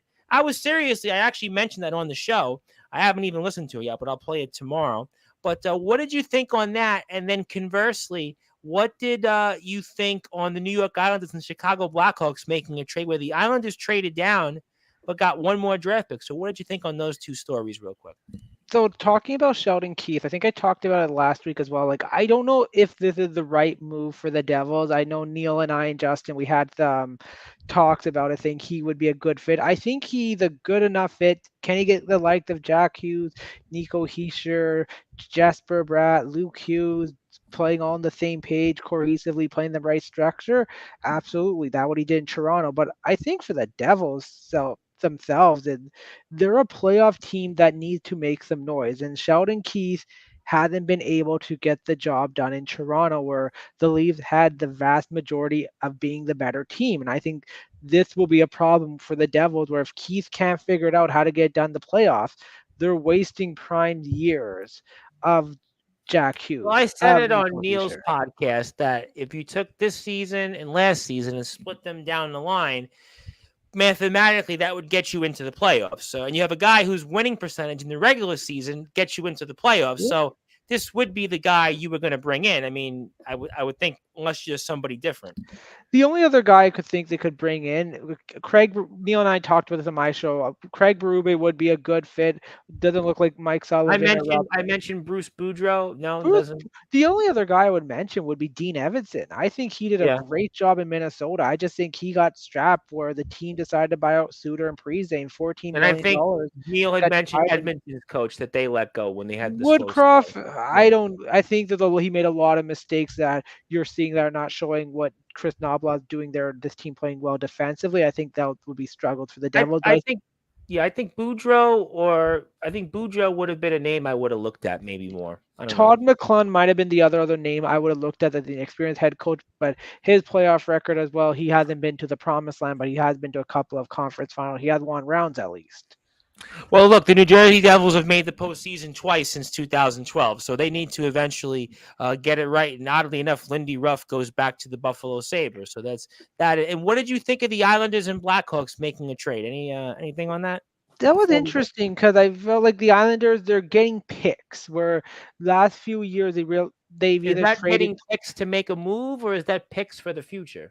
I think it's a little bit of both. Where I think the team, Lou Lamoriello, and I think the management realized like this team on paper, and Chris, you can attest to that, they're not good enough. Like they might be good enough to squeak into the playoff, but when it comes to winning playoff games, they can't score. They have trouble keeping up. You look at this year, you look at last year where a lot of these guys don't show up, where, okay, do we need to start adding the right pieces, or do we need to do a small retool to get the right pieces ready, where guys contracts like a Brock Nelson, like a Kyle Palmieri, Gabriel Pagel are coming up in a few years, and you need guys to come in, and are we going to sign big players, or do we have guys who we can kind of do what Boston did with the likes of Carlo and McAvoy to squeeze them in, and that pushes up back to a contending level, because they have good pieces in Barzell and Horvat, Dobson, And you and sign Horvat for Sorokin. long term. Dobson, you have to decide what are you doing in terms of your contract situations. There's definitely some pieces Sorokin, so there's definitely parts but there's also players that I think they got to make a decision on moving. You got Nelson and JP. I think both of those guys, if you could trade them now, now's the time to do it, to get that. You've got one more year, so Nelson's are you going value to is sign high. Brock Nelson to an extension at 30? What is he, 33 now? He's getting up there. I would say he has high value as well. You look at last year, I think he's been one of the leading goal getters. He had 30 plus goals this year again. I mean, his production's actually gotten better over the years. What do you think they could get for him, Randy? I think they could get a first and a prospect. I think, honestly, if you trade him at the draft, he's a very good second line scorer. Very good second line scorer. And you know what? You trade him for that, then you open up all that money to possibly go out there and sign someone. Exactly. It's a good point. It's a good point. Look, I think that the Islanders are not going to re-sign a guy at 34 right next year. I mean, let's hope not. Well, they've done that before. That's the problem. Right, they've done it before. And I want to thank you, Carlos, for tuning in, because Carlos Osuna doesn't like Randy's on the microphone, but that's okay, Carlos, because we're live, and I appreciate you tuning in, Carlos. So thank you actually for tuning in. So obviously you're tuned in, you're listening to the show. So what you want to do then is obviously keep listening, because that's why you're here. So obviously you're here for a reason. But all right, let me go back, and I want to ask everybody, is there one sports story that you want to share and talk about? Let me go with you, Chris, first. Is there one sports story you want to talk about here over the next week we should be looking at? Just in general, anything you want to talk about, one sports story. I don't know. For me, with baseball, I've been listening to that. You guys talk about the Yankees. Yeah, I mean, we're starting to see the cream rise to the top. We're starting to see teams dropping down, and we're kind of seeing those teams in the middle. Where are they going? Right? Boston, you and Patrick were talking about this. Yeah, I mean, you could talk about the Mets. Obviously, the Mets ain't the middle. They're going down. They're down. I don't want to beat on anybody's. Robert Roscoe might get a heart attack on the air about the Mets. No. I'm not going to do that. We don't want that. But we're just saying in general. But there's going to be teams that you got to, that in the next couple of weeks, they're going to have to start deciding what they're going to do at the trade deadline. Cincinnati's been a major disappointment this year. Wouldn't they be a team? St. Louis. You talked about St. Louis on the show this week. St. Louis. Before the season started, I said St. Louis was going to bottom out. Well, St. Louis is, I think, definitely right there. They're a team that is obviously going nowhere. Certainly. But they got older pieces that kind of like with the Islanders. It's like, they got pieces that they'd love to sell, but do they really want? Does a team really want Paul Goldschmidt at 37 years old?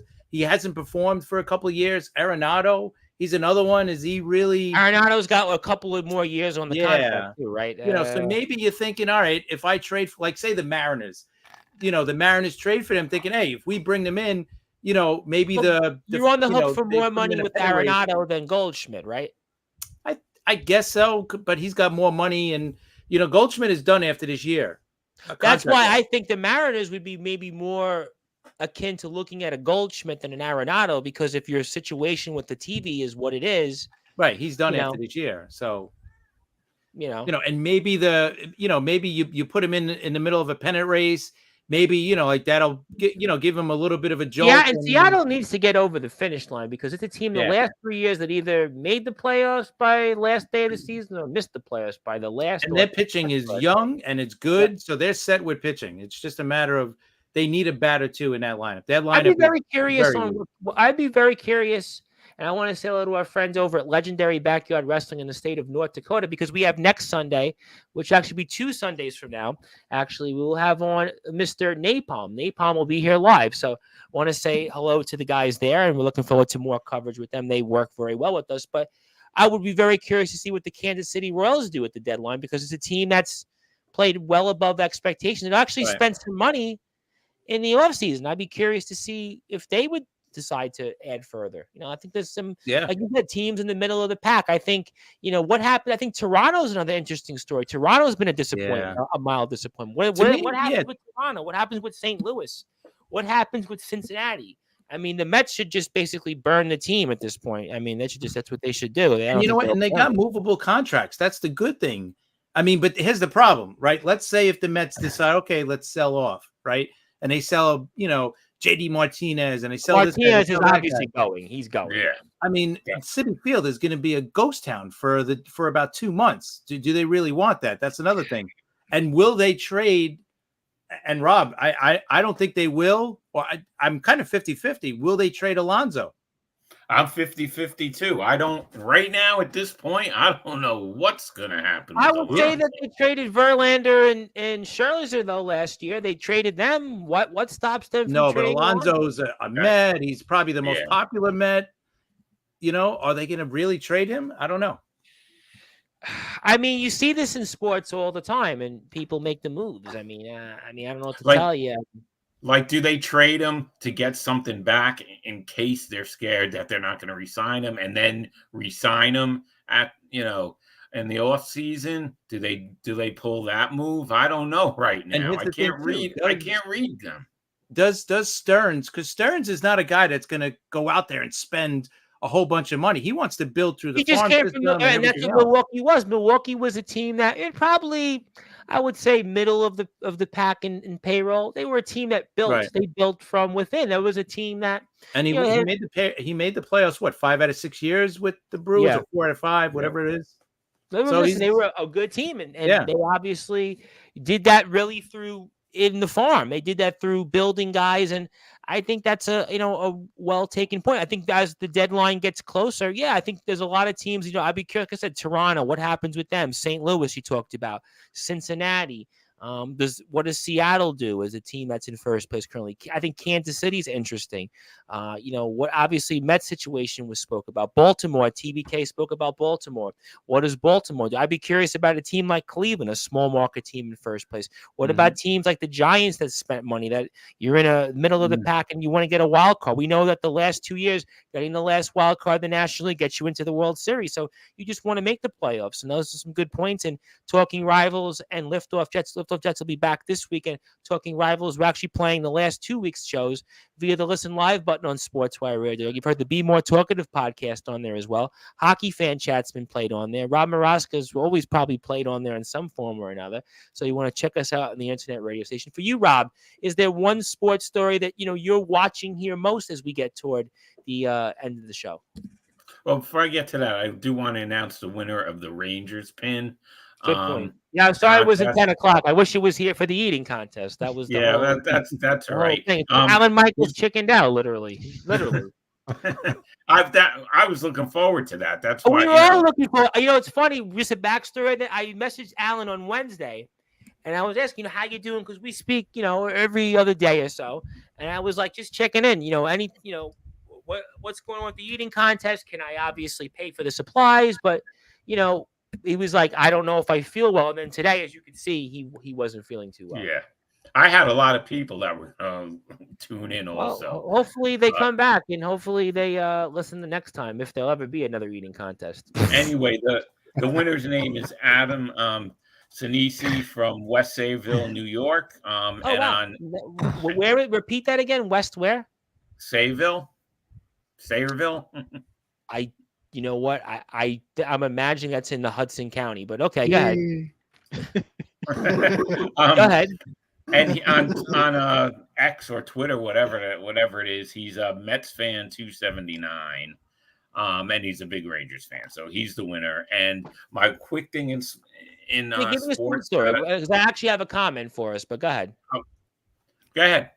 No, you go first because you're not going to know what the comment is, so go ahead.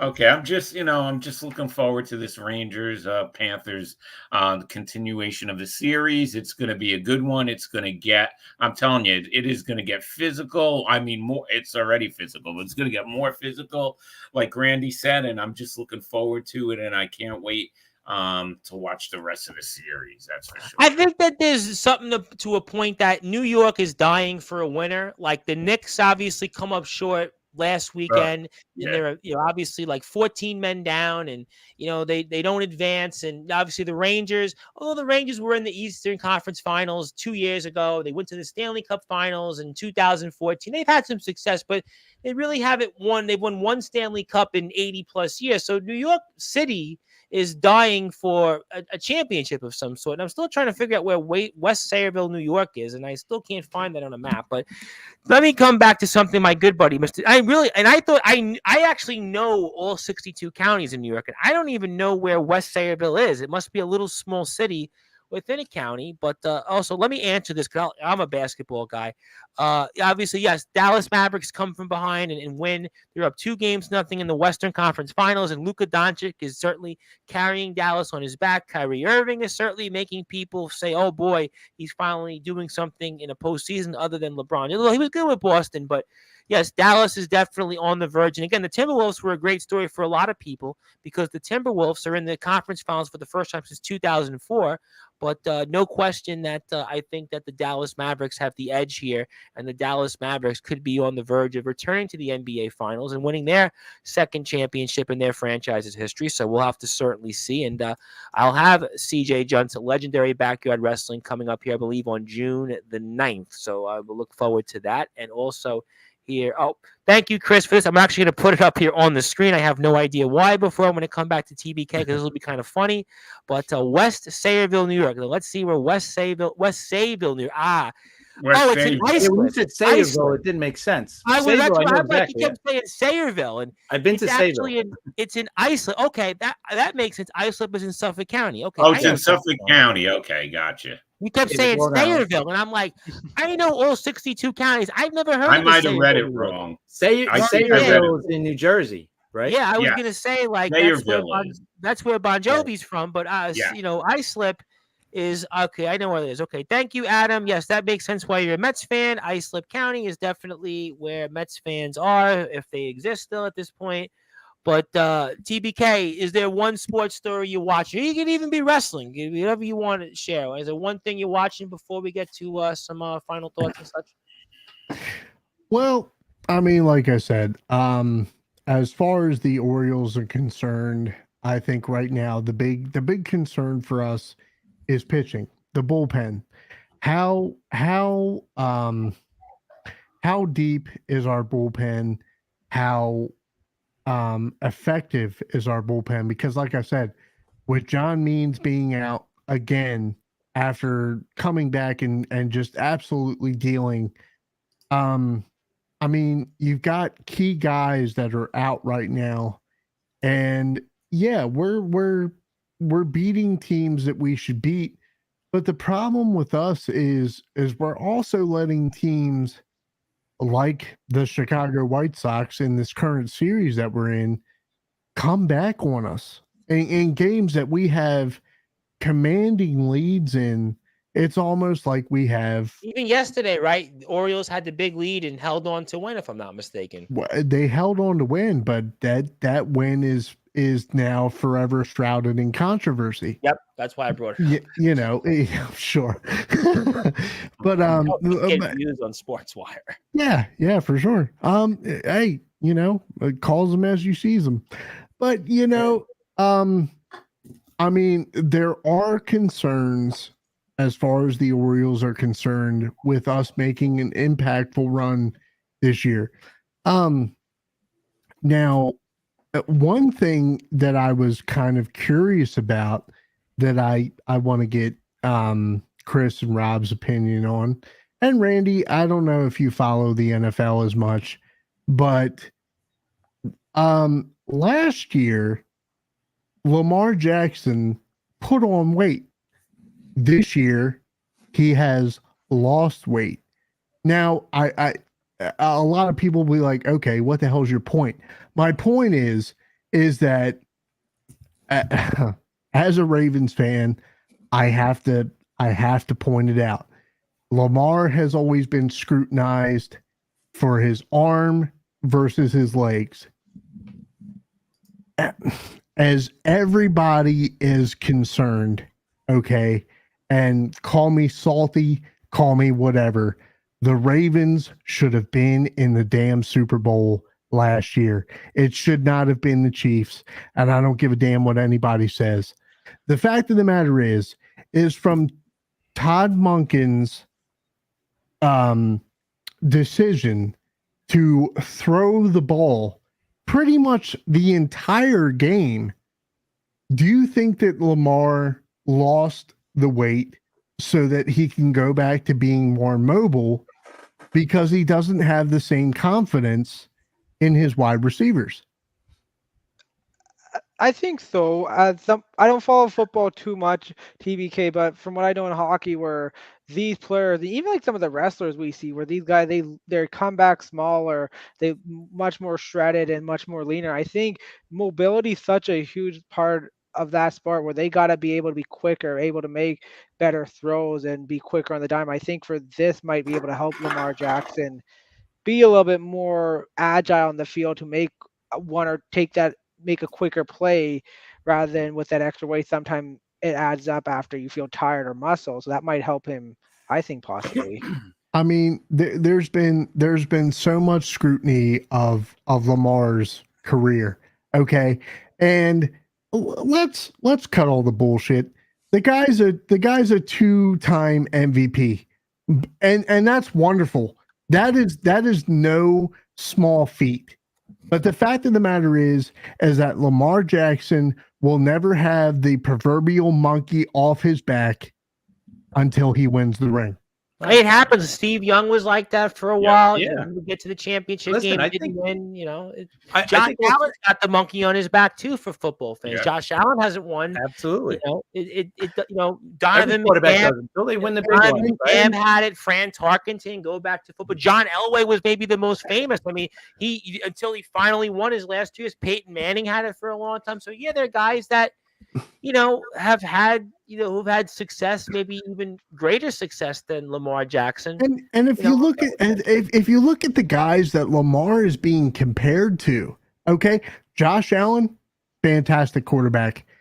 It hurts me to say, but I'm going to say because I'm a real guy and that's what I do. Joe Burrow, fantastic quarterback when he's healthy.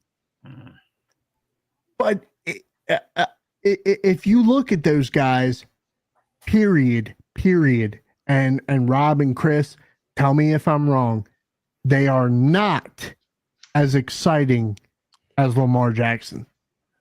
You're right, but you know what? You're right. Exciting doesn't win Super Bowl. You're at right, yes, sir. Joe Yes, Burrow. Yes, I'm not saying he won a Super Bowl, but he got there.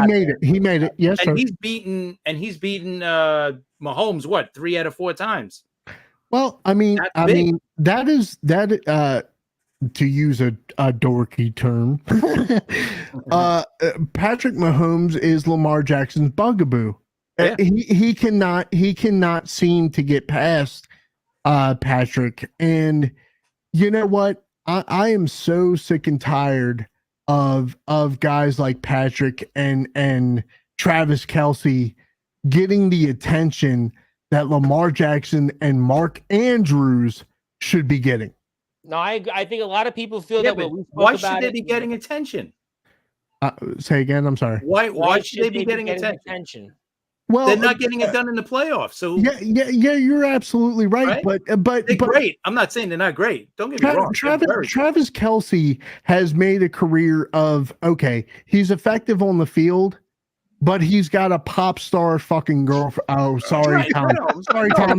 Sorry. I got you. Look, a lot of people. Look, I got you. I definitely got you. But what I mean is if you look at guys like Mark Andrews, this is a guy who puts himself on the line every time he goes out on the field. He's got diabetes.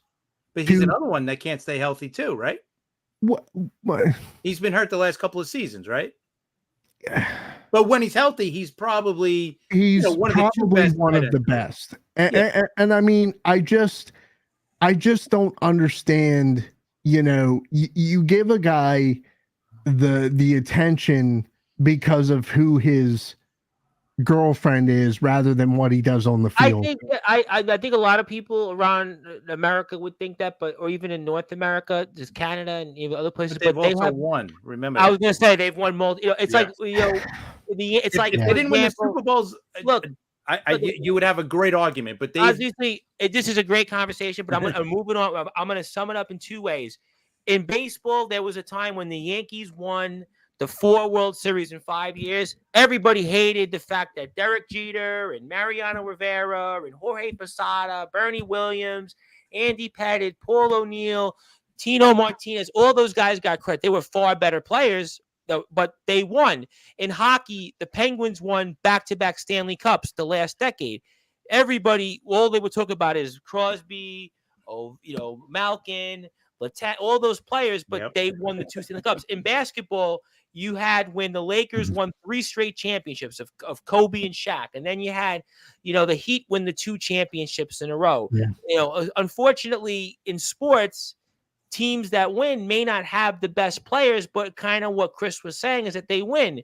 And that's unfortunately, I think the Ravens could make that case. I want to move on from it, but I agree that we'll definitely talk about this. And the Ravens, obviously, if they can get back, they can maybe prove that wrong. But I think a lot of people, when we were talking about the game, I think most people weren't rooting for the Chiefs. But I think, unfortunately, the problem is that the Chiefs have won these Super Bowls. And look, the 49ers lost to them twice. I think that they've got a strong case, too, with them. But I just want to move on only because I want to at the end of the day, I'll sum it up for you, Tom. And allow me to be controversial if I can. Polish a turd, it's still a turd. Okay, Patrick Mahomes, he faced some not controversy, but some hard times last year. He didn't have a star or breakout wide receiver. In fact, they were struggling at that position. Yeah, it was defense carried that team. They got hot at the right time. Yeah. They had you know what? It doesn't matter who it was or why it was.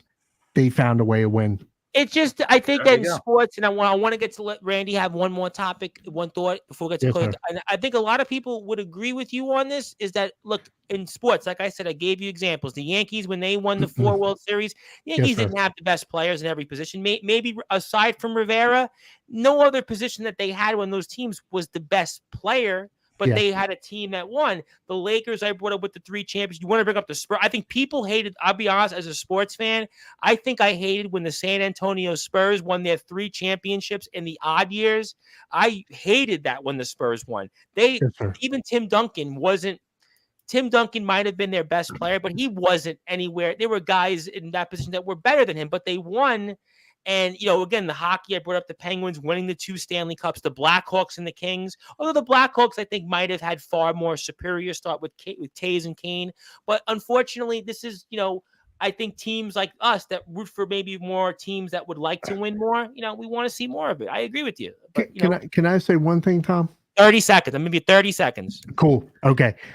For a guy like Derrick Henry to come into this team, a guy that absolutely doesn't have to be at OTAs, but has shown up and will probably be there for the rookie camp, for the veteran camp. Do you guys really think that Derrick Henry will be effective for the Ravens? I think it's a great question that we're going to definitely answer. I think so. It's a good question. Yeah. And obviously, I'm definitely looking forward to that. Okay. And I think about health, but I think so. I agree with you. We're going to definitely see, obviously, off season, not too far away from camp. We're about, I think, 6.5 weeks until camp, about 7 weeks. So we'll have some of that to talk about. And I hope for Ravens fans' sakes that Derrick Henry is going to have a big year and they're going to get back and maybe face the Kansas City Chiefs. Because I think a lot of us would agree. That's our first game. There you go. And I think a lot of us would agree that the Kansas City Chiefs have won too many times already. Let's get somebody else. So yes, sir. That's what we're in agreement with. But Randy, you got one more story you want to share before we get to closing? I'll make it quick. I just want to add to TBK because him talking about the Ravens, I go up, talk about the Caps. Everyone talked about how good Ovechkin was, but until he won that championship, he was never really that superior. So I think. And listen, Ranger fans had Lundqvist. Lundqvist never won a Stanley Cup. A guy that I mentioned the conference final, the Stanley Cup final, but he never won a championship. Never won. Carey Price is an example of some guys who they have these opportunities, but they can't. Curtis Joseph, I think, was another one. Curtis Joseph. That's the only thing I've ever been able to add to a hockey chat is Ovechkin. Well, Ovechkin was, every year 40 goals, and then he was like, they would say, well, he couldn't get deep in the playoffs. Then in 2018, he finally won the big one, and that kind of crystallized his career. He would have been hockey's version of Carmelo Anthony, but he won the one Stanley Cup. So there you go. But go ahead, Randy, keep going. I'll make it quick. The thing I'm really interested in with the playoffs is the Edmonton Oilers penalty kill. They've only allowed 3 goals on the penalty kill all playoffs. And their power play percentage has been through the roof. Exactly. But I think the penalty kill has been the huge thing because you look at last year against Vegas and LA, even the year before they lost to Colorado in the conference final, their penalty kill wouldn't get the job done. It's getting the job done. Especially that Colorado series. It was like, oh my God. Colorado was 50% in the power play in that series? Exactly. But last night he killed a double minor in overtime in the first few minutes with McDavid in the box. That is huge. I think if the Oilers penalty kill can really keep this up, they might be able to book their ticket to Stanley Cup final, but we'll see what happens tomorrow in game 2. I think Canada, like I said, is dying for a Stanley Cup winner. I mean, you talk about 1993 that a Canadian team hasn't won a Stanley Cup. That's just unfathomable. Canada's not dying. They do not want Edmonton to win the cup. Like there are just some fans out there that don't want the Oilers. I'm sure Edmonton Oilers fans would like to see them win. Exactly. I still think that Canadian fans would rather them win than Montreal. Canada hasn't won anything. The last thing Canada won was the Raptors in 2019, and that was almost 30 years since the Canadians won the Stanley Cup. The Raptors was a big. I actually remember rooting for the Raptors. I remember being on the air. It was a big thing because that was the first major championship Canada's won. And right around the time, actually, the Blue Jays won right after the Canadians. The Blue Jays won in '93, which is technically after the Canadians. But yeah, since then, Canada. We've been droughtless. So we want a champion. Like I think it's just important that we want a championship in this city, but it just doesn't seem like it's going to happen. Well, Edmonton's got a shot. Listen, I know you're telling me no, but Edmonton we'll see what has happens. a shot. Yeah, I think Edmonton definitely has a shot. Listen, I think it was Vegas that actually had them in the Stanley Cup Finals. If I remember, we started the playoff talk. We actually said the 2 teams that Vegas had put. It was DraftKings, was the Carolina Hurricanes and the Edmonton Oilers. So the Edmonton Oilers could be there, and Rob Moroska is praying for the New York Rangers, and the New York City fans are. I see all these Ranger flags now, but I digress. We'll certainly see great talk. Love the football talk with TBK. Definitely want to, when some of the TSF takes boys, if they're back next week, definitely get into the schedule because I do want to get into the football. I definitely want to get into that baseball. I'll talk about it, but I really ain't dying to talk about the Mets because they're really dying right now, and Rob Moroska's a grim reaper. But let me get to some closing thoughts here. We'll have some fun with that. Trying to have fun. It is Memorial Day weekend. And by the way, enjoy the Memorial Day weekend. We'll be here all weekend on Sportzwire. You expect nothing less. We have the guys from Massachusetts, NEW Underground Wrestling. Seth Maverick is here from the Alliance Wrestling League, and Xavier Thorne, who last time was here, was on the bathroom. He was in the toilet bowl. Hopefully his career won't go in the toilet bowl after his latest appearance. No, he really was. He really was. His last appearance, he was here. He was in the toilet bowl. So hopefully his career doesn't go in the toilet after his next appearance here on Monday. But people like to watch it, and we'll have to see. Hopefully he's not in the toilet. But Chris, I'm going to give you the floor. I know you're not going to be in the toilet, so I want to give you the floor. Anything else you want to plug, share, or say? I'm looking forward to hearing the Liftoff Jet show this weekend. I've enjoyed the Talking Rivals. In fact, I've played it about a lot of different times. You even chided me on my WFAN thought there, and I actually got some views. You know what? The clips are getting views, so I try to drum up some interest. It seems like it works, and I turn it over to you. And anything else you want to plug, share, or say, be my guest. Tom, thank you, guys. Great show as always. Yeah, I'll make the statement. WFAN has nothing on us at all. Any of our shows. I actually don't even remember the last time I've listened to WFAN. Yeah, I don't listen to that crap anymore. I see the stupid clips on Twitter, and I'm like, these guys are just awful. I think they're just like, you know what they're trying to do? They're trying to do like the old like Howard Stern gimmick, like the shtick, where it's like they're not really talking sports. They're just trying to get the views. They're not really like You know, they're not even good arguments. You know what I mean? That's the sad part. You bring up a good argument, you know, and that's great. You know, like TBK about the Ravens. That's a conversation I would we say, can have for a while. and I'm not going to be biased because we have an internet radio station that, you know, all of you guys have been on, but I would dare say that the shows that we have on Sportswire blow not even WFAN, but others talk show stations out of the water, because we have, you know, Hockey Fan Chat, Neil Villapiano's Devil's State of Mind, Be More Talkative when he's here. You know, your two shows every week, Liftoff Jets and the, you know, Talking Rivals, Pinstripe Chronicles when they go, although Donald voice does get a little long in the tooth, but you know, they have some great shows. No, he does. Donald Stewart, I love Donald Stewart and Bobby Tats, but sometimes they get long in the tooth, but they're fantastic shows. You know, we have the Wrestling Talk with Sit Down Marks, Wrestling with the Truth, a work in progress. You know, we have, you know, Chris Belcher Squared. So the other guy, I love Chris Belcher. This is Chris Belcher who talks in our football chat. He's been here with us on our show. You know, we have some really talented shows, and you know, we have an alternative to that. So go ahead, Chris. Yeah, no, I agree. I totally agree. And I think our shows are so much better. So anyway, that's about it for me. You know where you can find me, CP7NY, Liftoff Jets, and Talking Rivals. We'll be back Monday with Talking Rivals, and then Liftoff Jets probably Wednesday.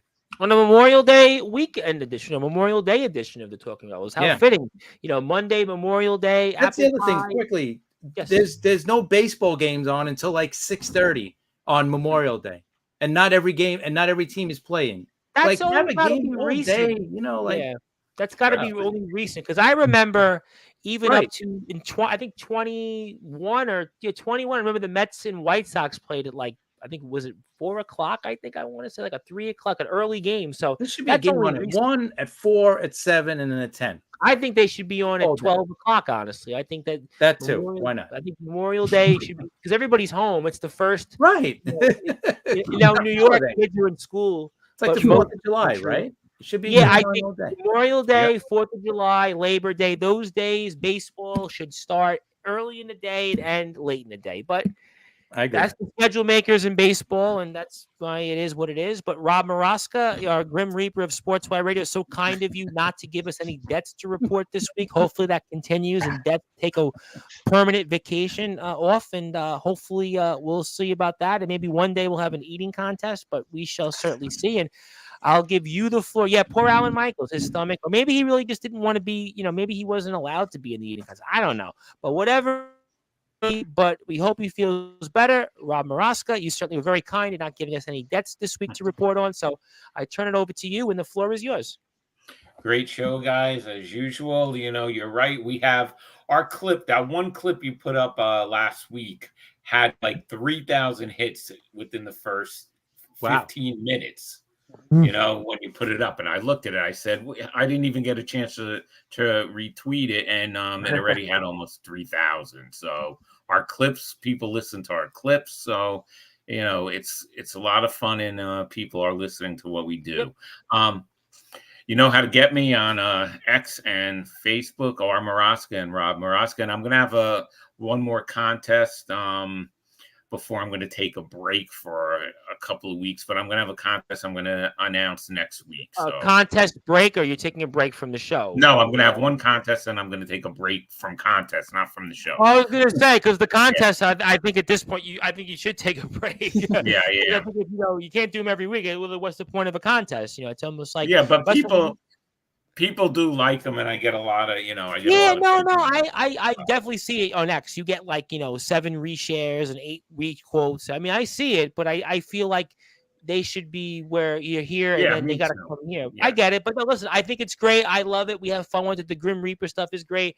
I think tonight we added so much. We had TBK talking about, obviously, football, which was fun. I'm looking forward to football. We talked hockey. We talked some baseball. We had fun, you know, talking about some of the different things. We talked a lot about wrestling. I think TBK, Randy, myself, Shane Davidson, Alan Michaels had a lot of fun with that. We had people come in for that. We had, you know, burner YouTube accounts come in as Eric Bishop. That was funny. So we, you know, we had fun. As I said, even though we didn't have an eating contest, we had like 60 plus people watching us. So people were having a good time. And, you know, that's what counts. At the end of the day, I think people listen to the Friday shows for a different reason, to have fun.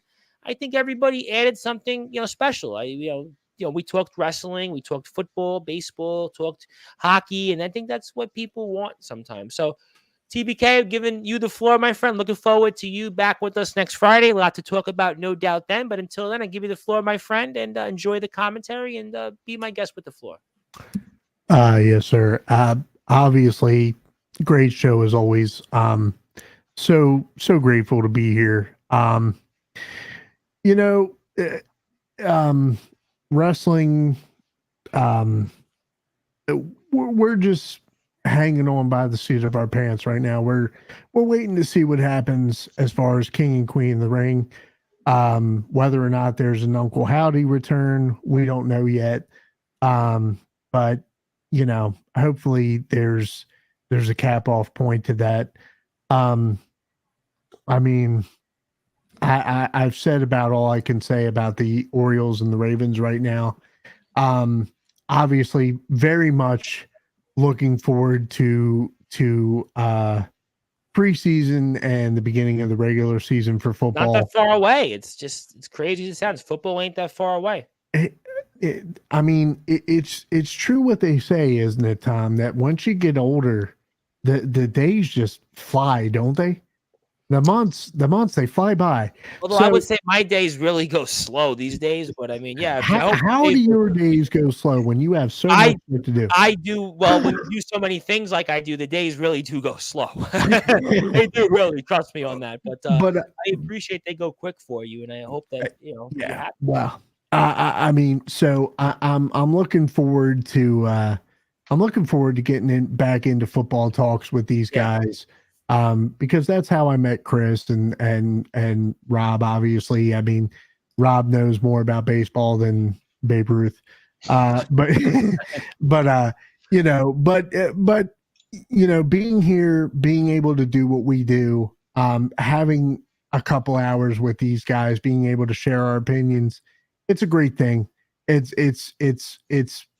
fun. It's hopefully we give opinions that mean something, and I think we do. I think that people enjoy the platform. I think if you look at Sportswire, we're the only thing out there. We have an internet radio station 24 hours a day. If somebody just wants to go click on, they can do that. We come here and we provide talk from we do professional wrestling, we do sports, we do we do college athletic interviews from time to time. We've even had a guy on show his Pez collection. We do things on Sportswire. Yes. I mean, we do a lot of things on this platform. There's only one platform that stood the test of time. There's only one platform that covers, we covered the backyard and the underground like nobody else does. We do the pros, we do the independents. We do obviously sports talk here. We mix, football, baseball, hockey, basketball, not as much, but we do it at a college level. So I think this is really the only outlet that people know that they want to just go and listen to something for 45 minutes or come here on YouTube for 20 minutes or just, say hello to different people. They can do that. And I think that that's, why you look at the, subscriber counts, you look at the followings on the social media platforms that they are, why they continue to increase, because people know, like I said, there's only one thing that they can get something like this. There's really nothing else out there like it. Yeah. So at the end of the day, Randy, Tom, Rob, Chris, thank you guys for just being consistent and really buying into what Tom has going on here. Being able to cut loose with you guys every week and just forget about the 9 to 5, the health issues, the this, the that, the mundane bullshit that we put up with every day, and just talk amongst men and talk about sports and wrestling, things that we're passionate about. It does mean something. So thank you. I think it definitely does. Listen, I think there's people out there, like I said, that numbers speak for itself. Obviously, we had on, Ledger Shade was here, who's the backyard wrestling version of Hulk Hogan. He was here last weekend, and that, was a big deal. So there's a lot of people that listen for a lot of different things, and you can certainly follow TBK on Instagram as well. Check him out on Facebook. His podcasts have been played here via the Listen Live button on sportswireradio.org. And Randy, I'm going with you last to close things out. Anything else you want to plug, share, or say? Always looking forward to your opinions, and I'm looking forward to seeing what you have to offer next Friday. But until then, I pass the baton to you as the last thought on this show tonight. Thanks, Tom. Always a pleasure to add to TBK. Just getting the opportunity to chat here. As always said, it like some days absolutely suck, but knowing a lot of days suck. I mean, think about what's going on in people's exactly lives, just chatting with you guys, hockey, TBK wrestling. Hopefully Rob can tell a story about one day how he would just seeing Babe Ruth in the dugout and all that kind of stuff. I'm just bugging Rob, but just a couple of things this weekend with wrestling. You got AEW Double or Nothing. You got WWE King and Queen of the Ring. Like that media competition thing, which company. I always say this much: enjoy the gosh damn wrestling. 2 great shows this weekend. Just enjoy it. Oh, I tell people that all the time. Listen, even when we do it in the backyard, we have shows that go on the same day, and I always tell people go out there and watch. Or about all wrestling matters. So I mean, I couldn't agree with you more. I got a hockey fan chat episode recorded with the Washington Capitals fans. Hopefully to have that out next week. Looking forward to that. Enjoy, but like I said, just enjoy the wrestling this weekend. Enjoy the hockey, the Mets. Do something else with your time. You have $8, maybe go see an Oakland A's game. I would even say go to the movies this week. I mean, movie seasons. You have IMAX out. You have obviously some movies out still that people might want to see. I mean, it's a lot to do. I mean, so I would say go out and enjoy it. Seize the day. And, I appreciate the kind words, Randy and TBK. And happy Memorial Weekend to all you fellas. Definitely go see Furiosa if you guys want to go see it. That's what I'm hoping to see. Yesterday. Very good. And you saw it in IMAX? No, not in IMAX. Oh, I got to see it in IMAX. Yeah. So I'll tell you what I think of it, because I will see it between now and the next Friday show. But yeah, I couldn't agree with you more with some of the guys talking about, what the show means. And a lot of people tell me all the time. People message me and, guys say, I watch Sportswire, I watch the clips, I listen to, snippets. And I think that shows that, if we can be something that, gives people joy. Because again, there's a lot of stuff going on in people's lives, depression, mental health, there's a struggle, work, economy, just, relationships, whatever it might be. And I think that this platform gives people an opportunity, that from people that otherwise wouldn't know each other, to go out and just have a good time and forget about life's troubles. And that's what we try to do here on Sports. Sometimes we have fun. Sometimes I drop Hiroshimas on different wrestlers and promoters, but it's really all done just to, support the platform and give people an opportunity. And I couldn't, be in a better place than where I am right now with these individuals here. And their names are TBK, the host of the Be More Talkative podcast. Also, Rob Maraska, the Grim Reaper of Sportswire Radio, contest man, but just call him the Grim Reaper of Sportswire Radio. But the good news is no debts this week to report upon in the sports world. Chris Bizea, the co-host of the Talking Rivals and the Liftoff Jets. You'll hear them both this weekend. And Randy Dillon, our senior wrestling analyst, the man who's also the host of the Hockey Fan Chat. And all of these guys also have something else in common. They're Hall of Famers. So at the end of the day, they should add that to the resumes, and they're Hall of Famers. So where else would you be a Hall of Famer but on Sportswire? We're the only place that gives people the opportunity to be honored and recognized. So I do that every time for all of our great people, and I look forward to continuing to honor these guys and inducting them multiple times in the Hall of Fame. But if you're on Sportswire Radio, you're going back to some regularly scheduled programming. If you're on YouTube, Twitter, and Twitch, I'll be here at 9 o'clock tonight now with Jake Matthews and the rest of the gang from NEW Underground Wrestling, getting ready for their Riot in the Ring next weekend. Seth Maverick of the Alliance Wrestling League the following evening, and the man who will be back in the toilet, hopefully he will not have his career in the toilet on Monday night, the standout Xavier Thorne. Hopefully he's not standing when he's in the toilet, he's just sitting down when he's on the toilet, but that's a different conversation for just, he's going to kill me for saying it, because he actually speaks to me regularly, but boy, he's going to really kill me. But thank you, everybody, for tuning in. My name is the Reverend Tom Bryce. You probably know my name by now, but until then, good morning, good afternoon, good evening, wherever you are, on the number one global radio station that is Sportswire Radio. Remember, we are all sports matters and all wrestling matters. And until then, good morning, good afternoon, good evening, wherever you are out there. Thank you so much for your support. Also, happy Memorial Day. God bless all the veterans out there in Canada, the United States, and elsewhere in the world who fought to give us our freedoms, for the opportunity for me to drop Hiroshimas out there on wrestlers, for you to talk about what's on your mind with the sports world and wrestling in the comments. And I'll see everybody later on today on Sportswire.